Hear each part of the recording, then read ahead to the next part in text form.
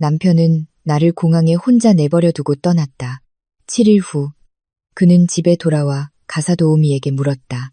아직도 아내가 돌아오지 않았나요? 가사도우미의 대답은 그를 무너뜨렸다. 밤에 인천국제공항에 부는 바람은 바늘처럼 살을 찔렀다. 12월 서울의 추위는 부산의 상쾌한 추위와는 달랐다. 눅눅한 냉기가 두꺼운 코트의 모든 겹을 뚫고 뼛속까지 스며들었다. 나는 회색 캐리어 옆에 웅크리고 서서 도착 라운지를 스쳐 지나가는 빽빽한 차량의 행렬에 시선을 고정했다. 손목시계는 밤 11시를 훌쩍 넘기고 있었다. 2시간이나 연착된 비행으로 몸은 녹초가 되어 있었다. 육체적 피로는 마음속의 불안감에 비하면 아무것도 아니었다. 비행기에 오르기 전 태주는 마중 나오겠다고 굳게 약속했었다. 아내가 한 달이나 출장을 다녀오는데 어느 남편이 보고 싶지 않겠냐고 했다. 그 말이 진심이 아님을 알면서도 지난 3년간 자신의 집에서 외로움에 익숙해진 30살의 나 같은 여자에게는 신락 같은 희망이었다. 나는 믿었거나 믿어야 한다고 스스로를 다그쳤다. 코트 주머니 속 휴대폰이 메마르게 한 번 울렸다. 나는 서둘러 꺼내들었다. 추위에 얼어붙은 손가락이 하마터면 휴대폰을 땅에 떨어뜨릴 뻔했다. 태준에게서 온 문자였다. 갑자기 손님 접대가 생겼어. 택시 타고 먼저 들어가. 12글자. 내가 무사히 도착했는지, 피곤하지는 않은지에 대한 안부 한마디, 설명 한마디 없었다. 휴대폰 화면이 켜졌다가 칠흑 같은 어둠 속으로 외롭게 사라졌다. 지금 나의 결혼 생활처럼 나는 문자를 보았지만 울지 않았고 예전처럼 화가 나지도 않았다. 이상하게도 마음은 무서울 정도로 평온했다. 실망이 바닥에 닿으면 사람은 더 이상 마음 아파할 힘조차 남지 않는다. 태준의 손님, 이 시간에 어떤 종류의 손님일지 나는 충분히 알고 있었다. 택시 한 대가 다가와 멈췄고 나이 든 기사님이 고개를 내밀며 서울 토박이의 걱정스러운 말투로 물었다. 아가씨, 안 타요? 이 밤중에 이렇게 떨다간 감기 걸려요. 남편은 어디 가고 혼자 저러고 있나. 기사님의 무심한 질문이 남은 마지막 환상마저 깨뜨리며 찬물처럼 얼굴에 쏟아졌다. 남편은 어디 있냐고. 내 남편은 지금쯤 어느 따뜻한 방에서 다른 여자를 끌어안고 있겠지. 아내가 한겨울 추위 속에 서 있는 것은 아랑곳하지 않고 나는 캐리어를 끌고 차에 올랐다. 히터에서 나오는 따뜻한 바람이 얼굴에 닿았지만 마음속의 한기는 가시지 않았다. 평창동 고급 빌라촌으로 가주세요. 나는 잠시 망설였다. 그곳에 돌아가서 무엇을 할까? 차가운 4개의 벽과 식어빠진 저녁 식사를 마주하고 낯선 향수 냄새를 풍기며 새벽에 들어오는 남편의 차 소리를 기다려야 하나. 그 집은 오래전부터 더 이상 보금자리가 아니었다. 내 청춘과 어리석은 인내심을 가둔 금빛 새장이었다. 기사님, 목적지 바꿔서 잠실 쪽 아파트로 가주세요. 그곳은 내 가장 친한 친구, 지민의 집이었다. 나는 휴대폰을 꺼내 마지막으로 화면을 들여다보았다. 배경화면은 여전히 3년 전 우리의 결혼 사진이었다. 사진 속 나는 환하게 웃고 있었고 태주는 세련되고 멋졌다. 누구든 그 사진을 보면 내가 신데렐라가 되어 재벌가의 잘생기고 능력 있는 도련님을 만났다고 말했다. 하지만 지난 3년간 내가 그의 곁에서 그림자처럼 살아왔다는 것을 누가 알까? 나는 순종적이었고 참고 견뎠으며 며느리의 도리를 다했다. 심지어 거짓된 평화를 얻기 위해 남편의 외도를 눈감아주기까지 했다. 하지만 오늘 밤 그 순종은 죽었다. 나는 휴대폰에서 유심칩을 뺐다. 작디작은 플라스틱 조각이 손바닥 안에 놓였다. 이걸 버리거나 그저 한 구석에 치워두기만 해도 나는 태준의 세계와의 연결을 끊을 수 있었다. 사라지자. 미친 생각이었지만 머릿속에서 거부할 수 없는 유혹이 피어올랐다. 내가 사라지면 태준이 알아챌까? 그가 조금이라도 걱정할까? 아니면 짐을 덜었다며 속으로 기뻐할까? 가족한테 전화라도 한 통 해요. 그렇게 전원 꺼두면 걱정들 할 텐데. 기사님이 백미러를 통해 나를 보며 말했다. 저를 걱정해 줄 사람은 아무도 없어요, 기사님. 나는 가볍게 대답하며 유심칩을 지갑 속 작은 비밀칸에 넣고 휴대폰 전원을 완전히 껐다. 차는 마포대교를 건넜다. 희미한 가로등 불빛이 한강 수면에 부서져 반짝였다. 나는 차창에 머리를 기댄 채 뒤로 멀어지는 도시를 바라보았다. 더 이상 태양그룹 부사장 강태준의 순종적인 아내 서연우가 아니었다. 오늘 밤 나는 그저 버림받고 도망칠 길을 찾는 한 여자일 뿐이었다. 지민의 집 앞에 도착해 초인종을 미친 듯이 눌렀다. 곰돌이 잠옷 차림의 지민이 졸린 얼굴로 문을 열었다. 하지만 커다란 캐리어와 창백한 내 얼굴을 보자 잠이 확 달아난 듯했다. 서연우, 너 이 시간에 여기서 뭐 하는 거야? 내 남편은. 나는 대답하지 못했다. 다리에 힘이 풀렸다. 공항에서부터 스며든 한기가 이제야 나를 덮치는 것 같았다. 나는 비틀거리며 지민의 품에 쓰러졌다. 의식이 어둠 속으로 가라앉기 전 나는 간신히 속삭였다. 나 너무 힘들어, 지민아. 며칠만 여기서 숨겨줘. 내가 여기 있다는 거 아무한테도 말하지 마. 나는 타는 듯한 열기 속에서 깨어났다. 목구멍은 불이 붙은 것처럼 건조했고 머리는 깨질 듯이 아팠다. 지민의 집에서 나는 익숙한 레몬그라스, 아로마, 오일 향기가 나를 둘러싸 조금은 안심이 되었다. 창밖을 보니 날이 환하게 밝아 있었다. 꼬박 잠만 잔 모양이다. 지민이 뜨거운 소고기 야채죽이 담긴 그릇을 들고 방으로 들어왔다. 내가 눈을 뜬 것을 보고는 죽 그릇을 내려놓고 내 이마를 짚으며 잔소리를 했다. 너 때문에 기겁했잖아. 열이 40도 가까이 오르고 헛소리로 그 배신자 남편 이름만 부르더라. 죽 좀 먹고 기운 차려. 나는 몸을 일으켜 죽 그릇을 받았다. 나 얼마나 잔 거야? 이틀 내내 내 휴대폰은 꺼져 있었어. 위치 추적될까봐 켜보지도 못했다. 근데 아무도 널 찾지 않았어. 단 한 명도. 가슴이 철렁 내려앉았다. 이틀. 아내가 이틀이나 집에 들어오지 않고 연락도 두절되었는데 남편은 전혀 몰랐다. 아니면 알면서도 신경 쓰지 않은 걸까? 태준 씨 출장 갔나 보지. 지민이 안쓰러운 눈으로 나를 보더니 망설이다 자신의 태블릿 PC를 건넸다. 이거 죽 다 먹고 봐. 너 이거 보고 또 쓰러질까봐 걱정돼서 그래. 나 괜찮아. 줘봐. 화면에는 최아름이라는 여자의 SNS 계정이 떠 있었다.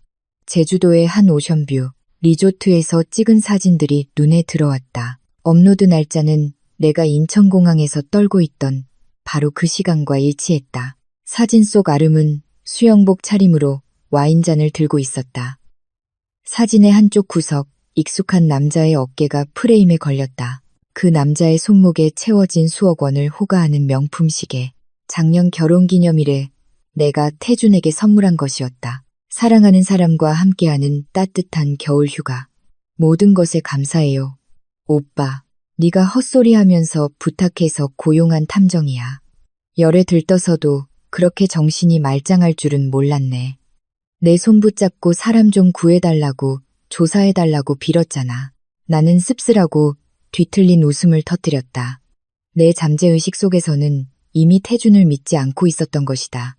파트너를 만나러 간다고? 파트너가 침대 위에 있었나 보네. 나는 아래로 스크롤하며 다정한 사진들과 탐정이 찍어서 지민의 이메일로 보낸 명품 가방과 보석 구매 영수증, 송금 내역들을 훑어보았다. 이번 여행에서 태준이 내 연녀에게 쓴 돈은 수억 원에 달했다. 그러면서 나에게는 항상 회사가 어렵다며 지출을 줄여야 한다고 푸념했었다. 그는 내게 생활비를 줄이라고 압박했다.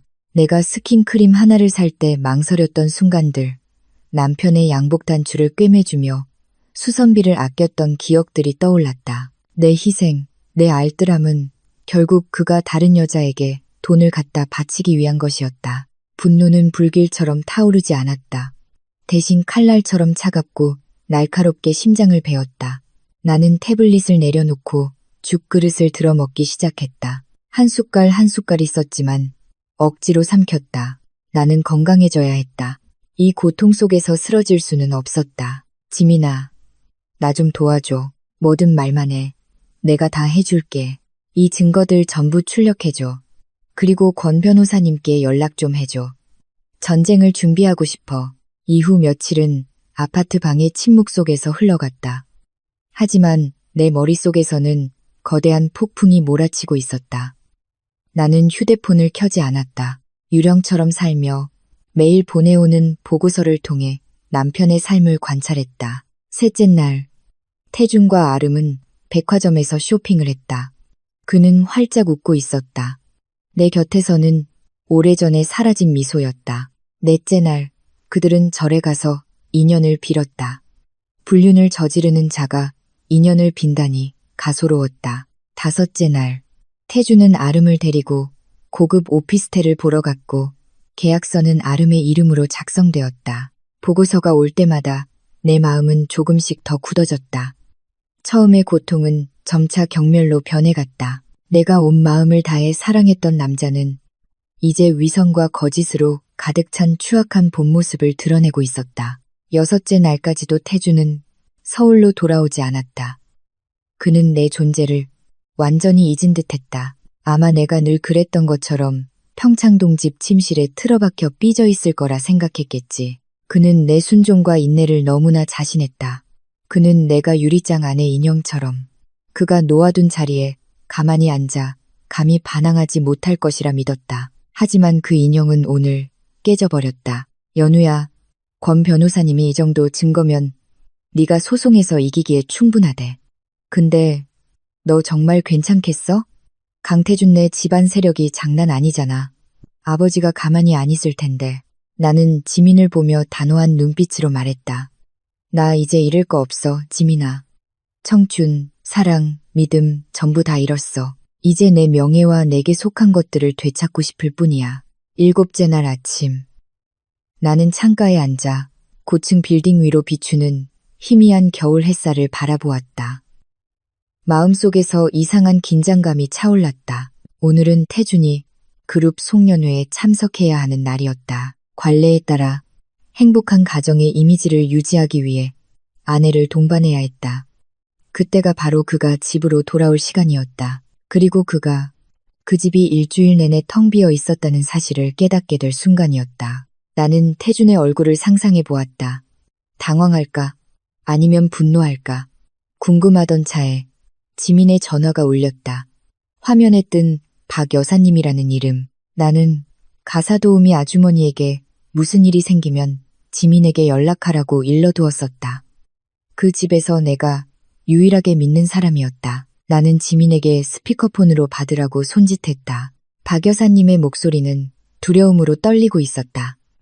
지민 씨, 도련님이 돌아오셨어요. 지금 집안을 다 뒤집어 놓고 계세요. 땅바닥에 주저앉으셨어요. 나는 지민에게 조용히 하라는 신호를 보내고 내 휴대폰으로 CCTV 앱을 열었다. 몇 달 전 뭔가 이상한 낌새를 느끼고 거실에 아주 작은 카메라를 몰래 설치해 두었었다. 그때는 내가 이런 장면을 목격하는데 사용하게 될 줄은 꿈에도 몰랐다. 휴대폰 화면에 평창동 빌라의 거실이 선명하게 나타났다. 태준이 집 한가운데 서 있었다. 고급스러운 정장은 구겨져 있었고 캐리어는 한쪽 구석에 아무렇게나 던져져 있었다. 그의 얼굴은 술 때문인지 아니면 치밀어 오르는 분노 때문인지 시뻘겋게 달아올라 있었다. 서연우 어딨어? 내가 사모님 어디 계시냐고 묻잖아. 이 시간까지 자는 거야? 당장 내려오라고 해. 파티 시간 늦겠어. 스피커 너머로 들리는 고함 소리가 귀를 찔렀다.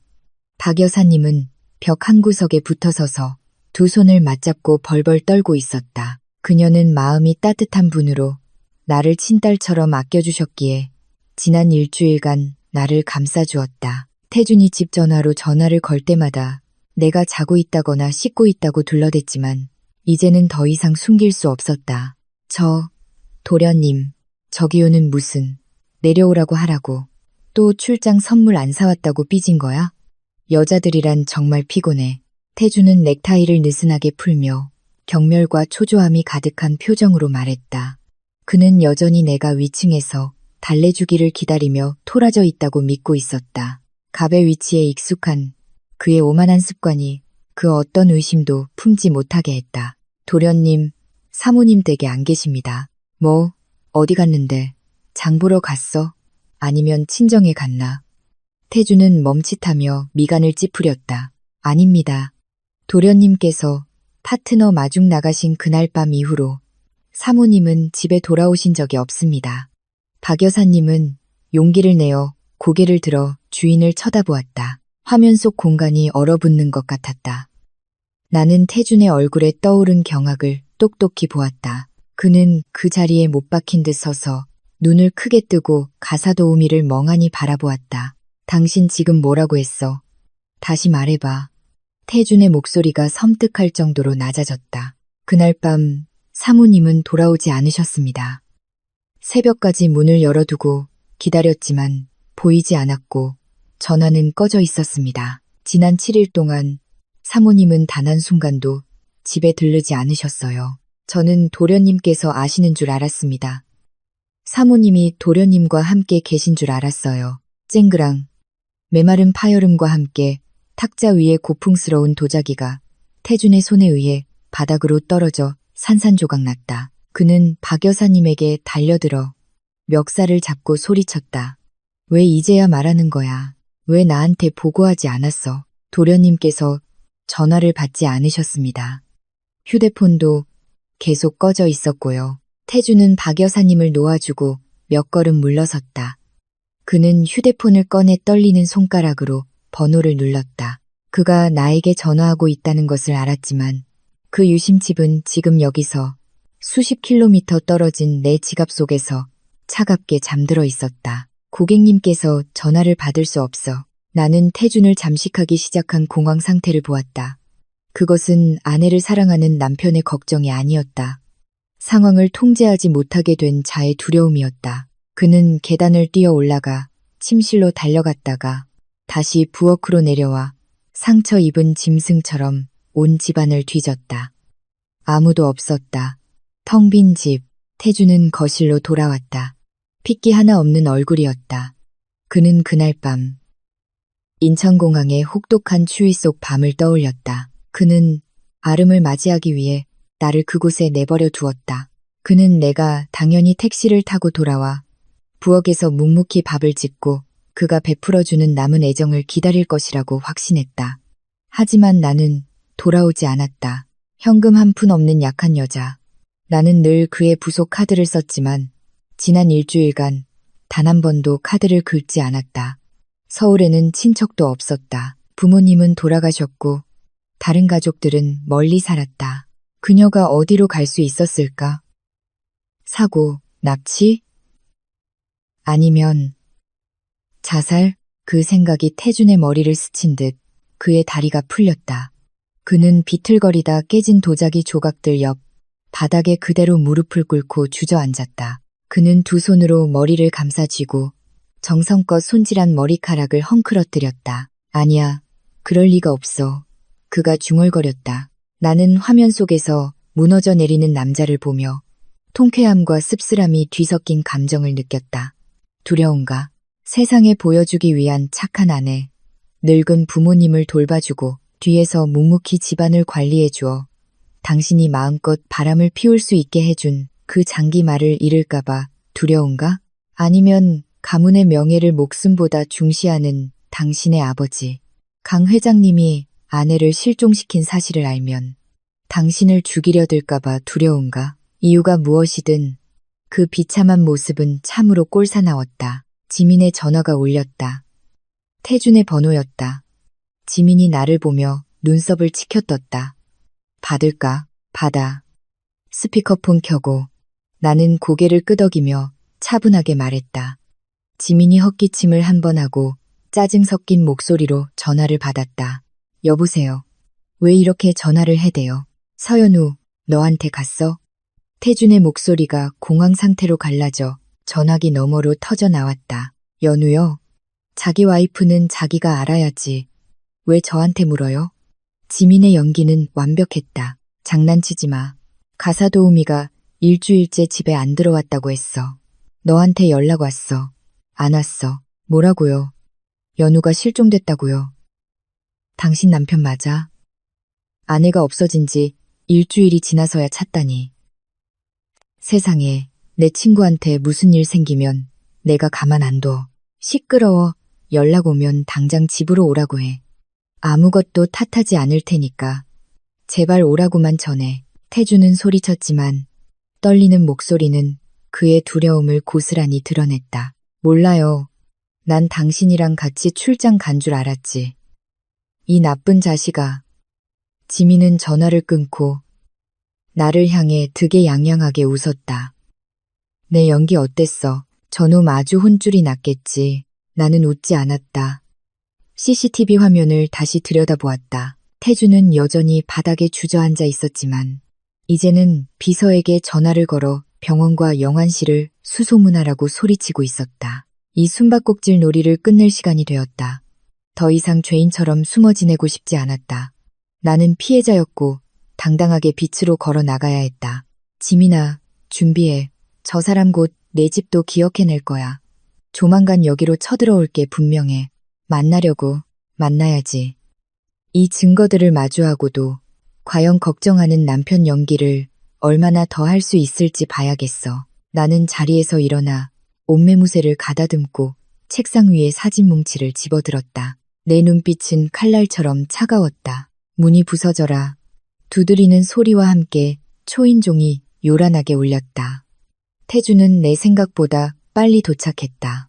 두려움이 그를 평창동에서 여기까지 날아오게 한 모양이었다. 나는 심호흡을 했다. 평정을 찾기 위해서가 아니라 치밀어 오르는 경멸을 억누르기 위해서였다. 나는 지민에게 고개를 끄덕였다. 문 열어. 문이 열리자마자 태준이 폭풍처럼 밀고 들어왔다.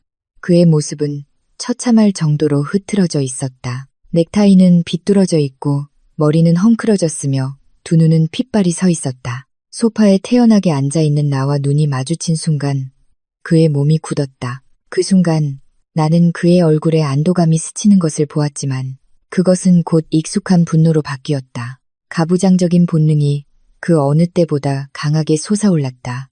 그는 내 앞으로 달려와 내 얼굴에 대고 손가락질하며 소리쳤다. 너 지금 무슨 짓이야? 내가 너 찾느라 미치는 줄 알았어? 전화기 끄고 일주일 동안 집 나가서 여기서 숨어 있었던 거야? 이 집안을 아주 뒤집어 놓으려고 작정했어. 그의 고함 소리가 지민의 작은 거실에 울려 퍼졌다. 예전의 나였다면 몸을 움츠리고 고개를 숙여 미안하다고 조용히 설명했을 것이다. 하지만 오늘 나는 허리를 꼿꼿이 세운 채 앉아 국화차 한 잔을 들어 조용히 한 모금 마셨다. 혀끝에 퍼지는 쌉쌀한 차맛이 나를 더욱 정신 차리게 했다. 나를 왜 찾았는데? 내가 물었다. 감정 한 점 없는 차가운 목소리였다. 태주는 내 태도에 말문이 막힌 듯했다. 그는 이런 나를 본 적이 없었다. 그의 눈에 나는 늘 순종적인 아내, 시키는 대로 하는 여자였다. 이 차가운 반항은 그를 당황하게 했고 더욱 화나게 만들었다. 그걸 지금 말이라고 해. 오늘 그룹 송년회잖아. 부모님께서 집에서 기다리고 계셔. 당장 집에 가서 옷 갈아입고 나랑 같이 가. 네가 집 나간 건 나중에 계산하겠어. 그가 내 손목을 잡아 끌고 가려 했다. 나는 그의 손을 뿌리쳤다. 단호한 동작에 찻잔이 흔들려 뜨거운 찬물 몇 방울이 손등에 떨어졌지만 아픔을 느끼지 못했다. 난 어디에도 안 가. 그리고 난 더 이상 당신 명령을 들을 당신 아내가 아니야. 태주는 눈을 동그랗게 뜨고 나를 쳐다보았다. 너 뭐라고 했어? 미쳤어? 아니면 지민이 저야이 뭘 부추긴 거야? 당장 집으로 가. 지민이 팔짱을 끼고 벽에 기대어 비웃었다. 이봐요, 강태준 씨. 남의 집 와서 행패 부리지 마시죠. 내 친구는 당신이 공항에 버렸다가 필요할 때 장식품처럼 끌고 갈 수 있는 물건이 아니에요. 태준이 지민을 노려보았다. 우리 부부 일에 당신이 끼어들 자격 없어. 앉아. 내가 명령했다.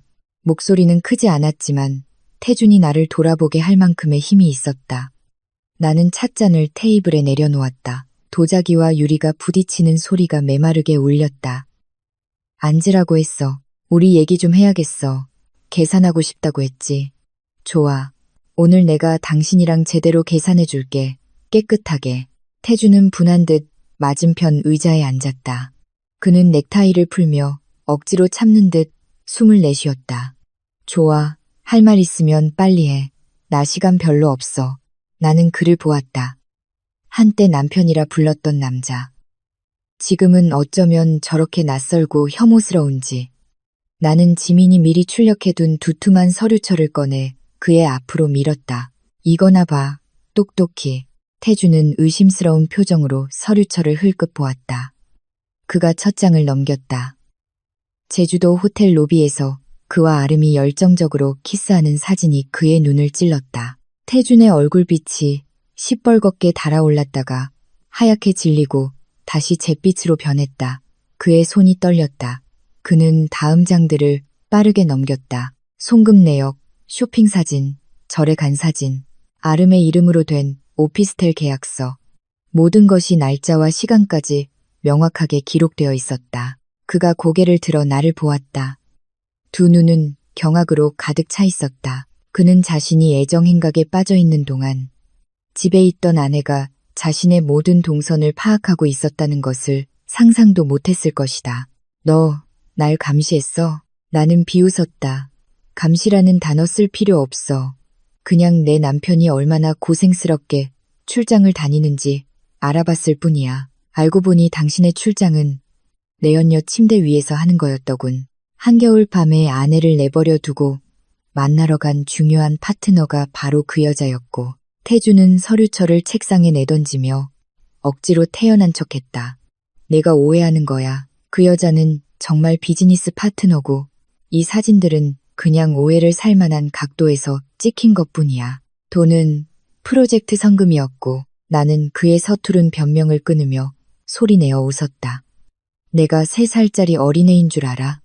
아니면 내 머리가 장식품인 줄 아나? 오해를 살 만한 각도인데 입술이 저렇게 붙어 있어.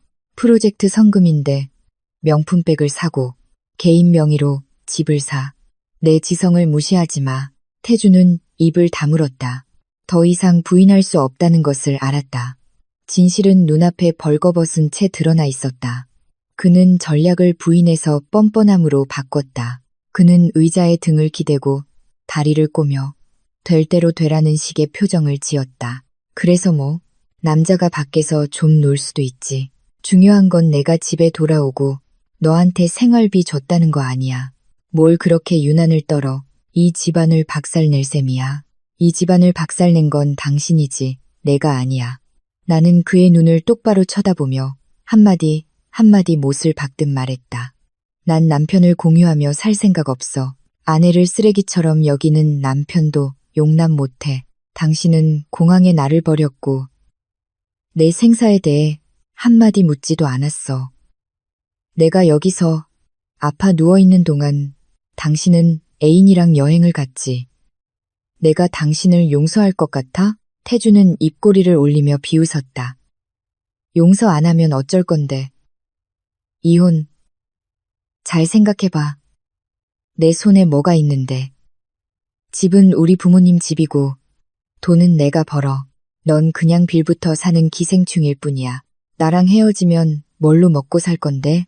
시골 가서 농사나 지을래. 그의 말은 내 자존심에 비수처럼 꽂혔다. 지난 3년간 그의 든든한 버팀목이 되기 위해 나는 잘 나가던 디자이너로서의 경력을 접고 가정주부로 물러났다. 모든 것을 희생한 대가는 그에게 쓸모없는 기생충이라는 취급을 받는 것이었다. 착각하지 마, 강태준. 나는 자리에서 일어나 지민의 책상으로 가 다른 서류 한 장을 꺼내 테이블 위에 놓았다. 난 당신 돈 필요 없어. 나한테는 내 손과 머리가 있어. 하지만 지난 3년간 내가 기여한 몫에 대해서는 한 푼도 빠짐없이 되찾을 거야. 그리고 가장 중요한 건 난 자유를 원해. 이건 내가 이미 서명한 이혼 서류야. 태주는 이혼 서류를 보았다. 그의 눈에 계산적인 빛이 스쳤다. 그는 내가 생각했던 것처럼 서류를 찢지 않았다. 오히려 그것을 들어 꼼꼼히 살피더니 음흉한 미소를 지었다. 이혼하고 싶다고? 좋아. 나도 내 그 초상집 같은 얼굴 이제 넌더리가 나. 하지만 갈 거면 빈손으로 가. 강씨 집안 돈은 한 푼도 가져갈 생각 마. 그는 양복 안주머니에서 펜을 꺼내 이혼 서류에 휘갈겨 서명했다. 그 빠르고 간결한 행동에 나는 소름이 돋았다. 그는 이미 오래전부터 이 순간을 준비해왔고 그저 핑계를 기다리고 있었던 것이다. 됐어. 이제 내 인생에서 꺼져. 태주는 자리에서 일어나 옷매무새를 고쳤다. 마치 무거운 짐을 벗어던진 듯한 승리감의 찬 표정이었다. 그가 돌아서서 나가려 했다. 잠깐. 내가 단호한 목소리로 말했다. 서명만 하면 끝인 줄 알아? 당신이 내게 저지른 모든 일 후에 내가 이 집에서 빈손으로 나갈 거라고 생각해? 태준이 미간을 찌푸리며 돌아섰다. 또 뭘 원하는데? 혼인 기간 중 형성된 공동재산의 절반, 그리고 나에 대한 정신적 피해 보상금. 그렇게 안 하면 이 사진 뭉치는 내일 아침 당신 아버지 책상 위와 모든 신문 일면에 실리게 될 거야. 당신 아버지께서 뭘 가장 싫어하시는지 알잖아. 그 귀한 아들이 가문의 명예를 더럽혔다는 걸 알면 어떻게 하실까? 그리고 태양그룹 부사장의 불륜 스캔들이 터지면 주가는 어떻게 될까? 태준의 얼굴이 어두워졌다. 그는 내가 자신의 치명적인 약점을 잡았다는 것을 알았다. 그는 나를 산채로 씹어먹을 듯이 노려보며 이를 갈았다. 네가 감히 날 협박해? 협박이 아니야. 협상이지. 나는 그를 똑바로 쳐다보았다. 눈빛은 조금도 흔들리지 않았다. 이 전쟁은 이제 막 시작되었을 뿐이다. 태주는 분노로 가슴을 들썩이며 나를 노려보았지만 함부로 행동하지는 못했다. 그는 내가 말한 것은 반드시 실행하는 사람이라는 것을 잘 알고 있었다. 3년간 함께 살면서 그는 내가 온순하다고 생각했지만 지렁이도 밟으면 꿈틀한다는 사실을 잊고 있었다. 게다가 지금 내 뒤에는 막막한 허공이 아니라 강철 같은 결심이 버티고 있었다. 그는 심호흡을 하며 애써 평정을 되찾고 순식간에 태도를 바꿨다. 위협적인 태도에서 장사꾼처럼 값을 흥정하는 말투로 변했다. 알았어, 연우야. 우리 그래도 부부였잖아. 집안에서 조용히 해결할 일을 왜 부모님이나 언론까지 끌어들여서 서로 얼굴 붉힐 필요 뭐 있어? 그는 다시 의자를 끌어당겨 앉았다. 목소리는 한결 부드러워졌지만 가식으로 가득 차 있었다. 내가 잘못한 거 알아. 그날 일은 미안해. 하지만 너도 나를 이해해줘야지. 남자들 다 한 번쯤은 바람 피울 수 있는 거잖아. 내가 그 여자랑 끝내겠다고 약속할게. 이혼은 내가 정원한다면 해줄게. 하지만 재산 분할은 말도 안 돼. 전부 내가 번 돈이잖아. 넌 집에서 살림만 했는데 기여한 게 뭐가 있다고 나눠달라는 거야? 나는 그의 뻔뻔함에 구역질이 났다. 살림은 노동이 아니야. 누가 당신 삼시세끼 챙겨주고 잠자리를 돌봤지? 당신이 접대 핑계로 밖으로 놔두는 동안 누가 아프신 부모님을 간병했어? 누가 그 넓은 집을 관리해서 당신이 마음 편히 일하게 해줬지? 당신 가사 도우미한테 한 달에 월급 얼마 줘? 나는 아내로, 며느리로, 집사로 3년간 무급으로 일했어. 내 가치는 돈으로 환산할 수 없는 거야. 태주는 질렸다는 표정으로 손을 내저었다. 알았어, 알았어. 그만 생색내. 내가 고생한 거 알아. 이렇게 하자. 내가 너한테 2억 줄게. 위자료라고 생각해. 그 돈 받아서 작은 아파트 하나 사서 살든가.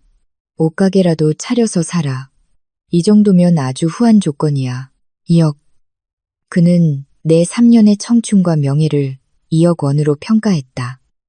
그 돈은 그가 내 연녀에게 일주일 만에 사준 명품, 가방 몇 개 값도 되지 않았다. 나는 차가운 웃음을 터뜨렸다. 2억? 내가 거지인 줄 알아? 아니면 내가 3년간 그렇게 헐값에 몸을 팔았다고 생각해? 그럼 얼마를 원하는데? 적당히 해. 태주는 인내심을 잃기 시작했다. 200억. 나는 또렷하게 그 숫자를 말했다. 태주는 전기에 감전된 것처럼 벌떡 일어섰다. 미쳤어. 망상이야. 너를 통째로 팔아도 그 가격은 안 나와. 당신의 재산은 태양그룹 지분, 당신 명의의 부동산, 그리고 기타 투자금을 포함해서 총 500억이 넘어. 법적으로 나는 절반을 받을 권리가 있어. 200억을 요구하는 건 이미 봐준 거야. 나는 침착하게 열거했다. 지난 7일 동안 나는 울기만 한 것이 아니었다. 권 변호사를 통해 태준의 모든 재산을 조사했다. 내가 손에 쥔 숫자는 한 푼까지 정확했다. 태준의 얼굴이 창백해졌다. 그는 내가 자신의 재정 상태를 그렇게 잘 알고 있을 줄은 몰랐다. 그는 내가 사업에 대해서는 아무것도 모르고 그저 푼돈이나 쓰는 여자라고 생각했다. 너, 내 재산까지 조사했어. 난 당신 아내야. 알 권리가 있어. 태주는 이를 갈며 악독한 눈빛을 보였다. 꿈깨. 2억 이상은 한 푼도 못 줘. 소송하고 싶으면 마음대로 해. 태양그룹 법무팀이 너랑 끝까지 놀아줄 테니까. 돈도 없고 권력도 없는 네가 뭘로 나랑 싸우겠다는 거야. 그는 서류 가방에서 다른 이혼 서류를 꺼냈다. 이 서류는 그에게 전적으로 유리한 조항들로 훨씬 더 치밀하게 작성되어 있었다. 여기에 서명해 2억 받고 꺼져.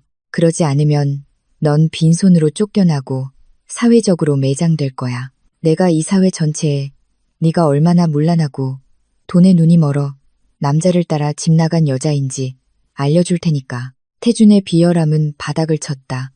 그는 나를 막다른 길로 몰기 위해 가장 더러운 수단까지 서슴지 않았다. 하지만 그는 틀렸다.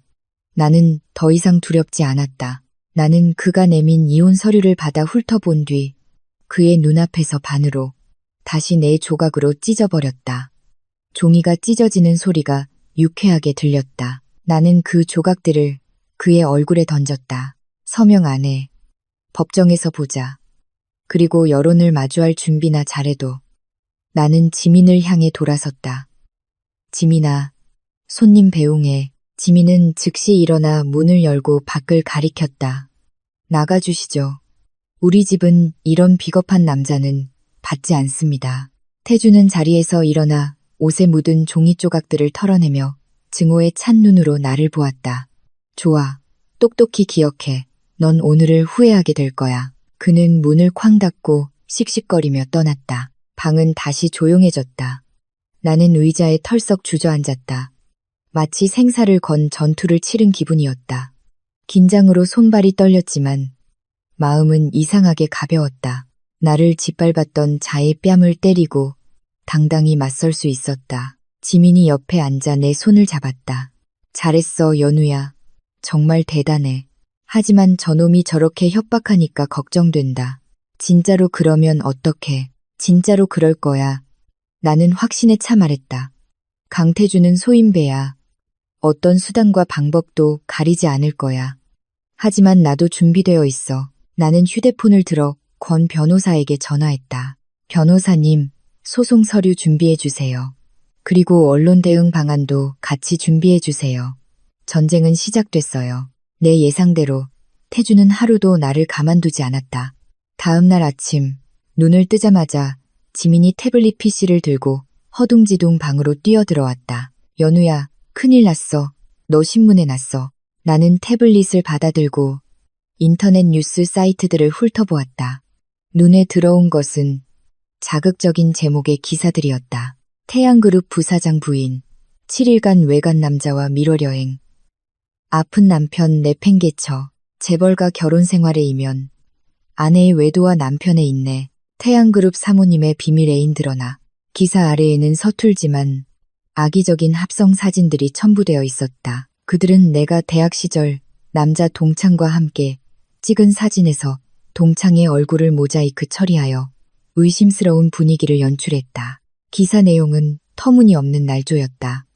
내가 사치스럽고 가정을 등한시했으며 결정적으로 지난 7일간 애인과 여행을 떠나기 위해 실종 소동을 벌였다는 것이었다.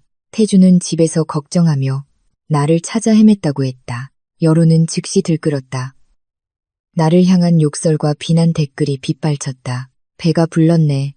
저렇게 잘생기고 돈 많은 남편 두고 바람을 펴. 신데렐라는 무슨, 원래 그런 여자였네. 이런 여자는 사회에서 매장시켜야 해. 나는 그 글자들을 읽으며 수천 개의 바늘이 살을 찌르는 듯한 고통을 느꼈다. 마음의 준비를 했음에도 세상의 잔인한 혀는 나를 어지럽게 만들었다. 태주는 더러운 여론전을 펼쳐 나를 피해자에서 가해자로 둔갑시키고 있었다. 재산 분할 없이 이혼할 명분을 만들고 동시에 자신은 비련의 남편 이미지를 지키기 위해서였다. 미친놈. 어떻게 이렇게 뻔뻔하게 거짓말을 할 수가 있지? 지민이 분노하며 베개를 바닥에 내던졌다. 진정해, 지민아. 나는 태블릿을 내려놓고 심호흡을 했다. 저놈은 내가 당황하고 두려워서 물러서길 바라는 거야. 그 덫에 걸리지 않을 거야. 나는 권 변호사에게 전화했다. 수화기 넘어 변호사님의 목소리는 여전히 침착했다. 기사 보셨습니까? 걱정 마십시오. 저쪽에 이런 수를 예상하고 있었습니다. 지금 바로 반격 시작하겠습니다. 네, 변호사님만 믿겠습니다. 2시간 후 다른 정보들이 인터넷에 퍼지기 시작했다. 자극적인 익명의 기사가 아니라 나를 대리하는 법무법인의 공식 보도자료였다. 거기에는 반박할 수 없는 명백한 증거들이 첨부되어 있었다. 첫 번째는 지민의 지인 의사가 운영하는 개인 병원의 내 진료 기록이었다. 기록에는 내가 고열과 심각한 탈수 증세로 입원했으며 실종 첫 3일간 계속해서 링거를 맞았다는 내용이 명시되어 있었다. 링거를 맞으며 병상에 누워있는 초췌한 내 사진도 함께였다. 이것은 내가 외간 남자와 여행을 갔다는 루머를 완전히 박살냈다. 다음은 지민의 아파트 로비 CCTV 영상이었다. 내가 공항을 떠나던 밤 기진맥진한 상태로 지민의 부축을 받으며 들어가는 모습이 찍혀 있었다. 시간은 완벽하게 일치했다. 그리고 마지막 가장 치명적인 한방. 권 변호사는 남편이 아내가 아픈 기간 내내 집에 없었다는 증거를 확보하고 있다고 암시했다. 그는 아직 태준의 불륜 사진들을 전부 공개하지 않았다. 여론의 방향을 바꾸기 위한 미끼만 던진 것이다. 바람의 방향이 바뀌기 시작했다. 방금 전까지 나를 욕하던 사람들이 의심의 눈초리를 보내기 시작했다. 진짜 아팠네. 안쓰럽다. 남편은 아내가 시내 병원에 입원한 것도 몰랐다는 게 말이 돼? 뭔가 이상한데 알고 보니 남편이 문제 있는 거 아냐? 태주는 저쪽에서 분노로 들끓고 있겠지만 그는 멈추지 않았다. 그는 훨씬 더 추악한 두 번째 공격을 감행했다. 그날 오후 또 다른 루머가 퍼졌다. 태양그룹 사모님, 과거 유학 자금 마련 위해 재력가 스폰서 뒀다. 그들은 옛날 우리 집이 매우 가난했고 부모님이 빚더미에 앉아 있었다고 퍼뜨렸다. 내가 빚을 갚고 유학을 가기 위해 나이 많은 익명의 재력가와 관계를 맺었다는 것이었다. 심지어 태준이 그런 과거를 가진 여자에게 속아 결혼했다고 말했다. 이 루머는 내 인격과 과거를 직접적으로 공격했다. 거짓임을 증명하기가 매우 어렵다는 점에서 악랄했다. 왜냐하면 실제로 나는 과거의 익명의 남성으로부터 재정적 도움을 받은 적이 있었기 때문이다. 그분은 4년의 대학 생활과 단기 해외 연수 기간 동안 내게 장학금을 지원해 주셨다. 나는 그분을 한 번도 뵌 적이 없었고 그저 은인으로만 감사히 여기고 있었다. 나는 망연자실했다. 태준이 이 일을 어떻게 알았을까? 그리고 어떻게 이토록 비열하게 사실을 왜곡할 수 있을까?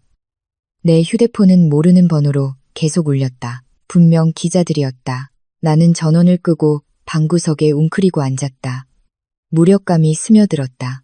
내가 아팠다는 것, 태준이 바람을 피웠다는 것은 증명할 수 있다. 하지만 내 은인이 누구인지도 모르는 상황에서 과거의 결백을 어떻게 증명할 수 있을까? 지민이 옆에 앉아 내 어깨를 감쌌다. 연우야, 무서워하지 마.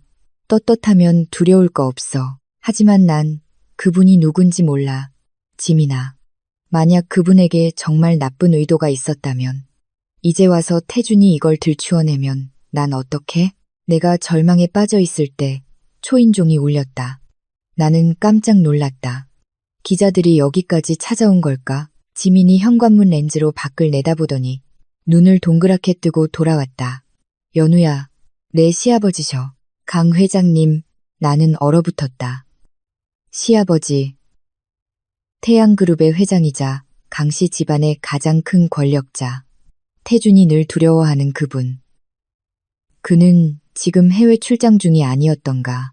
왜 여기에 나를 꾸짖기 위해 가문의 명예를 더럽혔다고, 아니면 이혼 서류에 도장을 찍으라고 압박하기 위해 문 열어줘. 나는 떨리는 목소리로 말했다. 어차셔도 마주해야 할 일이었다. 문이 열리고 강 회장님이 들어섰다. 크고 위험 있는 체구, 백발의 머리카락, 하지만 여전히 날카로운 눈빛. 그의 뒤에는 비서와 권 변호사님이 따라오고 있었다. 나는 권 변호사님을 보고 놀랐다. 그는 나를 안심시키려는 듯 가볍게 고개를 끄덕였다. 아버님 오셨어요. 나는 고개를 숙였다. 강 회장님은 나를 보았다. 그의 눈빛에는 분노 대신 안타까움이 서려 있었다. 그는 다가와 내 어깨에 손을 얹고 낮고 따뜻한 목소리로 말했다. 많이 야위었구나. 미안하다, 얘야. 내가 너무 늦게 돌아왔다. 나는 무슨 영문인지 몰라 어리둥절했다. 아버님께서 저에게 사과를. 강 회장님은 비서를 돌아보았다. 즉시 기자회견을 준비하게. 내가 직접 그 하이에나 같은 놈들과 이야기하겠네. 그리고 그는 나를 보며 나를 아연실색하게 만든 한마디를 던졌다. 내 철없는 아들놈이 제 은인을 어떻게 모함하는지 한번 지켜보자꾸나. 내가 과거에 만났다는 그 스폰서, 바로 나다. 지민의 거실이 강 회장님의 고백에 흔들리는 듯했다. 나는 그 자리에 못 박힌 듯 서서 귀가 멍해지며 내가 잘못 들었나 싶었다. 내 앞에 서 있는 이 권력 있는 남자. 지난 3년간 내가 항상 공경하며 아버님이라 불렀던 사람. 늘 엄격한 거리를 두어 나를 어렵게 만들었던 그가 내 인생을 바꾸어 놓은 익명의 은인이었다니. 나는 강 회장님을 보았다. 입술이 떨려 말이 나오지 않았다. 10년 전의 기억이 밀려왔다. 당시 아버지가 사고로 갑작스럽게 돌아가시면서 어머니와 나는 거액의 빚과 생계의 부담을 떠안게 되었다. 미대에 가겠다는 내 꿈은 사라질 위기에 처했다. 그때 영기현치라는 이름의 장학재단이 나타나 내가 공부를 열심히 한다는 단 하나의 조건으로 모든 학비와 생활비를 지원해 주었다. 나는 감사 인사를 전하기 위해 그 재단 뒤에 있는 사람을 항상 찾아다녔지만 모든 정보는 철저히 비밀에 붙여져 있었다. 아버님, 어째서 저를 도와주셨어요. 그리고 왜 한 번도 말씀하지 않으셨어요? 강 회장님은 한숨을 쉬며 소파에 앉았다. 그의 시선은 먼 과거를 향했다. 내 아버지와 나는 전장에서 생사를 함께한 전우였다. 그때 나는 그에게 목숨 빚을 졌지. 내 아버지가 돌아가셨을 때 너희 가족에게 보답하고 싶었지만 내 어머니 자존심에 상처를 줄까봐 직접 나서지 못하고 장학재단을 세운 것이다. 네가 우리 집 며느리로 들어오던 날 나는 정말 기뻤다. 내 아들이 나를 대신해 평생 너를 돌봐줄 거라 믿었지. 그런데 그는 주먹을 꽉 쥐었다. 주름진 손등에 핏줄이 섰다. 늙은 아버지의 얼굴에 실망과 분노가 역력했다. 그 못난 놈이 내 명예를 더럽히고 심지어 과거의 은혜까지 끄집어내 추악한 이야기로 꾸며내다니. 그놈은 너뿐만 아니라 이 애비를 모욕한 것이다. 권 변호사님이 그때 입을 열었다. 침착하지만 단호한 목소리였다. 회장님, 모든 준비가 끝났습니다. 기자회견은 1시간 후 신라호텔에서 열립니다. 서둘러 가셔야 합니다. 강 회장님은 고개를 끄덕이고 일어나 옷매무새를 바로 했다. 그는 나를 보며 단호한 눈빛으로 말했다.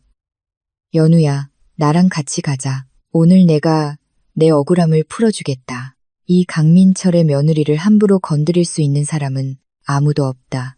내 친아들이라 할지라도. 나는 그를 보며 눈물을 쏟았다. 서러움의 눈물이 아니라 감사함의 눈물이었다. 내가 가장 외롭고 절망적일 때 나를 지켜주러 나선 사람은 가장 예상치 못한 사람이었다. 신라호텔은 기자들로 가득 찼고 플래시가 쉴 새 없이 터졌다. 태준도 그곳에 있었다. 그는 맨 앞줄에 의기양양한 표정으로 앉아 있었다. 옆에는 그의 변호사가 있었다. 아마 그는 아버지가 자신의 뒤처리를 해주러 혹은 최소한 그룹의 명성을 지키기 위해 나를 침묵시키러 돌아왔다고 생각했을 것이다. 강 회장님이 나와 함께 들어서자 회견장은 물을 뿌린 듯 조용해졌다. 태주는 얼어붙었고 입가의 미소가 사라졌다. 그는 벌떡 일어나 더듬거렸다. 아버지, 왜 저 여자랑 같이? 강 회장님은 대답하지 않고 내 손을 잡고 연단으로 직행했다. 그는 마이크 앞에 서서 회견장을 한번 훑어보았다. 거대 그룹 총수의 위험에 모두가 숨을 죽였다. 나는 태양그룹 회장 강민철입니다. 오늘 저는 기업가로서가 아니라 한 사람의 아버지로서 그리고 한 사람의 아저씨로서 이 자리에 섰습니다. 그의 목소리는 또렷하게 울려 퍼졌다. 지난 며칠간 제 며느리 서연우에 대한 악의적인 소문이 많았습니다. 아이가 바람을 피웠다. 가정을 등한시했다. 과거가 깨끗하지 못하고 스폰서가 있었다는 말들이 있었죠. 오늘 저는 이 모든 것이 날조된 허위 사실임을 분명히 밝힙니다. 회견장이 웅성거렸다. 태준의 얼굴은 핏기 하나 없었다. 그가 무대 위로 뛰어오르려 했지만 강 회장님의 경호원들에게 저지당했다. 연우가 7일간 집을 나갔던 것은 남편의 외도 사실을 알고 너무나 큰 충격을 받았기 때문입니다. 강 회장님의 신호에 뒤편의 대형 스크린에 태준과 아름이 제주도에서 찍은 사진들이 나타났다. 송금 내역, 다정한 문자 메시지들, 카메라 셔터 소리가 다시 빗발쳤다. 기자들은 태준에게로 몸을 돌려 비난의 화살처럼 렌즈를 들이댔다. 그리고 스폰서에 관해서는 강 회장님은 잠시 말을 멈췄다. 그의 목소리는 감정에 젖어 낮아졌다. 그 스폰서는 바로 접니다. 연우의 아버지는 제 목숨을 구해준 은인입니다. 제가 아이의 학업을 지원한 것은 전우의 정을 갚기 위함이었습니다. 저는 연우를 친딸처럼 여겼습니다. 그런데 제 어리석은 아들놈이 감히 그것을 이용해 아내의 명예를 더럽히고 제 아비까지 모욕했습니다. 강 회장님은 분노로 불타는 눈으로 태준을 돌아보았다. 강태준, 이리 올라와. 태준은 발을 휘청이며 떨면서 무대로 올라왔다. 그는 고개를 숙인 채 아버지의 눈도 카메라 렌즈도 감히 쳐다보지 못했다. 짝, 하늘이 울리는 듯한 소리가 났다. 강 회장님은 태준의 뺨을 세게 때렸고 그는 비틀거리며 쓰러질 뻔했다. 회견장은 경악으로 술렁였다. 이건 내가 내 장인어른을 대신해서 때리는 것이다. 이 배은망덕한 놈. 나한테는 너처럼 비겁한 아들 없다. 강 회장님은 태준의 얼굴을 가리켰다. 그의 목소리는 분노로 떨렸다. 오늘부로 너의 부사장직을 해임한다. 집에 가서 자숙해.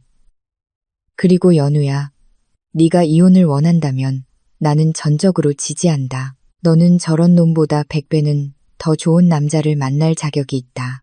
나는 수백 명의 사람들 앞에서 고통과 굴욕감에 얼굴을 감싸고 있는 태준을 보았다. 내 마음속에는 더 이상 어떤 감정도 남아있지 않았다. 그저 연민뿐이었다. 그는 자신의 악랄함과 어리석음으로 스스로 무덤을 팠다.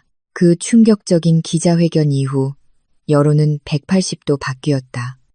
나를 비난하던 사람들은 이제 나를 칭송하며 내 운명에 동정심을 보냈다. 태양그룹의 주가는 잠시 하락했지만 강 회장님의 단호하고 투명한 대처 덕분에 곧 회복되었다. 하지만 나의 전쟁은 아직 끝나지 않았다. 궁지에 몰린 태준. 상처 입은 짐승은 가장 위험한 법이다. 연말에 서울가정법원은 사람들로 붐볐다. 나와 태준의 이혼 재판은 언론의 특별한 주목을 받았다. 강 회장님이 내 편에 섰지만 법적으로 태준은 여전히 많은 재산을 개인 명의로 보유하고 있었고 쉽게 포기할 리 없었다. 법정에서 태준은 훨씬 초췌해 보였다. 수염은 덥수룩했고 눈 밑은 검게 변해 있었다. 예전의 오만함은 사라졌지만 그 대신 끈질긴 계산이 자리 잡고 있었다. 그는 수천억대 이혼, 소송 전문 변호사를 고용하여 내가 요구한 재산의 절반을 주지 않으려 필사적이었다. 존경하는 재판장님, 제 의뢰인은 이혼에 동의합니다. 하지만 재산 문제에 있어서 저희는 서연우 씨가 이 재산을 형성하는데 아무런 기여도 하지 않았다는 증거를 가지고 있습니다. 게다가 태준의 변호사는 잠시 말을 끊고 마지막 카드를 꺼냈다. 제 의뢰인은 현재 다른 생명에 대한 책임이 있습니다. 강태준 씨의 현재 여자친구인 최아름 씨가 임신 중입니다. 아이는 강태준 씨의 아이이며 그는 아이를 위해 재산을 지켜야 하고 이혼 직후 최아름 씨와 결혼할 준비를 하고 있습니다. 이는 인도적인 사유입니다. 부디 아이의 권익을 보장하기 위해 서연우 씨의 재산 분할 몫을 줄여주시길 간곡히 부탁드립니다. 법정안이 술렁였다. 태주는 책임감 있는 아버지, 실수를 만회하려는 남자의 표정을 연기하며 고개를 숙였다. 그는 여자의 약점을 알고 있었고 법원이 아이의 권리를 우선시한다는 것도 알고 있었다. 그는 이 혼외자를 이용해 나를 양보하게 만들거나 최소한 시간을 끌려 했다. 나는 방청석을 보았다. 아름은 커다란 선글라스를 끼고 아직 평평한 배를 쓰다듬으며 앉아 있었다. 가끔 손수건으로 눈물을 닦는 모습, 곧 형성될 행복한 가정의 모습이 참으로 감동적이었다. 권 변호사님이 나를 보며 가볍게 미소 지었다. 그는 자리에서 일어나 옷매무새를 바로잡고 또렷한 목소리로 말했다. 존경하는 재판장님, 저희 측은 아동의 권익을 전적으로 존중합니다. 하지만 저희는 이 임신과 직접적으로 관련된 중요한 증거를 재판부에 제출하고자 합니다. 권 변호사님은 서류 가방에서 봉인된 봉투를 꺼내 법원 서기에게 정중하게 건넸다. 이것은 저희가 이전에 긴급 감정 의뢰 결정을 통해 국립과학수사연구원의 감독하에 실시를 요청했던 양수 천자 유전자 검사 결과입니다. 태준의 얼굴이 굳었다. 그는 아름을 캔 돌아보았다. 아름도 얼굴이 창백해지며 핸드백을 바닥에 떨어뜨렸다. 그들은 우리가 이렇게 빠르고 은밀하게 움직일 줄은 예상하지 못한 듯했다. 사실 나는 탐정을 통해 미리 아름의 머리카락 샘플을 수집하여 예비 검사를 했지만 오늘 공식적인 법적 결과가 결정적인 한 방이었다. 재판장은 봉투를 열어 결과지를 훑어보았다. 그의 미간이 찌푸려졌다. 그는 엄숙한 목소리로 말했다. 감정 결과에 따르면 태아는 현재 임신 12주 차입니다. 권 변호사님이 즉시 말을 이었다. 존경하는 재판장님, 제 의뢰인의 남편인 강태준 씨는 최아름 씨와 관계를 시작한 지 8주, 즉 2달밖에 되지 않았습니다. 이는 호텔 예약 기록, 비행기표, 그리고 불륜 시작 시점에 대한 강태준 씨 본인의 이전 진술을 통해 증명됩니다. 권 변호사님은 태준을 향해 돌아섰다. 그렇다면 강태준 씨께 묻겠습니다. 어떻게 8주 된 관계가 12주 된 태아를 만들 수 있습니까? 당신이 시간을 거스를 수 있는 능력이 있거나 아니면 그 태아가 당신의 아이가 아니거나 둘 중 하나겠지요. 법정은 경악으로 술렁였다. 태준은 얼어붙었다. 그는 입을 벌린 채 재판장 손에 들린 종이를 마치 귀신이라도 본 듯 쳐다보았다. 그는 아름을 돌아보았다. 그의 눈빛은 경악에서 극도의 분노로 변했다. 너, 날 속였어? 아름은 온몸을 떨며 핏기 없는 얼굴로 더듬거렸다. 태준 씨, 난 몰랐어요. 아마 의사가 계산을 잘못한 걸 거예요. 잘못하긴 뭘 잘못해. 12주랑 8주는 한 달이나 차이 나잖아. 내가 감히 나한테 바람을 펴. 감히 나한테 남의 자식을 키우게 해? 태주는 소리를 지르며 아름에게 달려들어 그녀를 때리려 했다.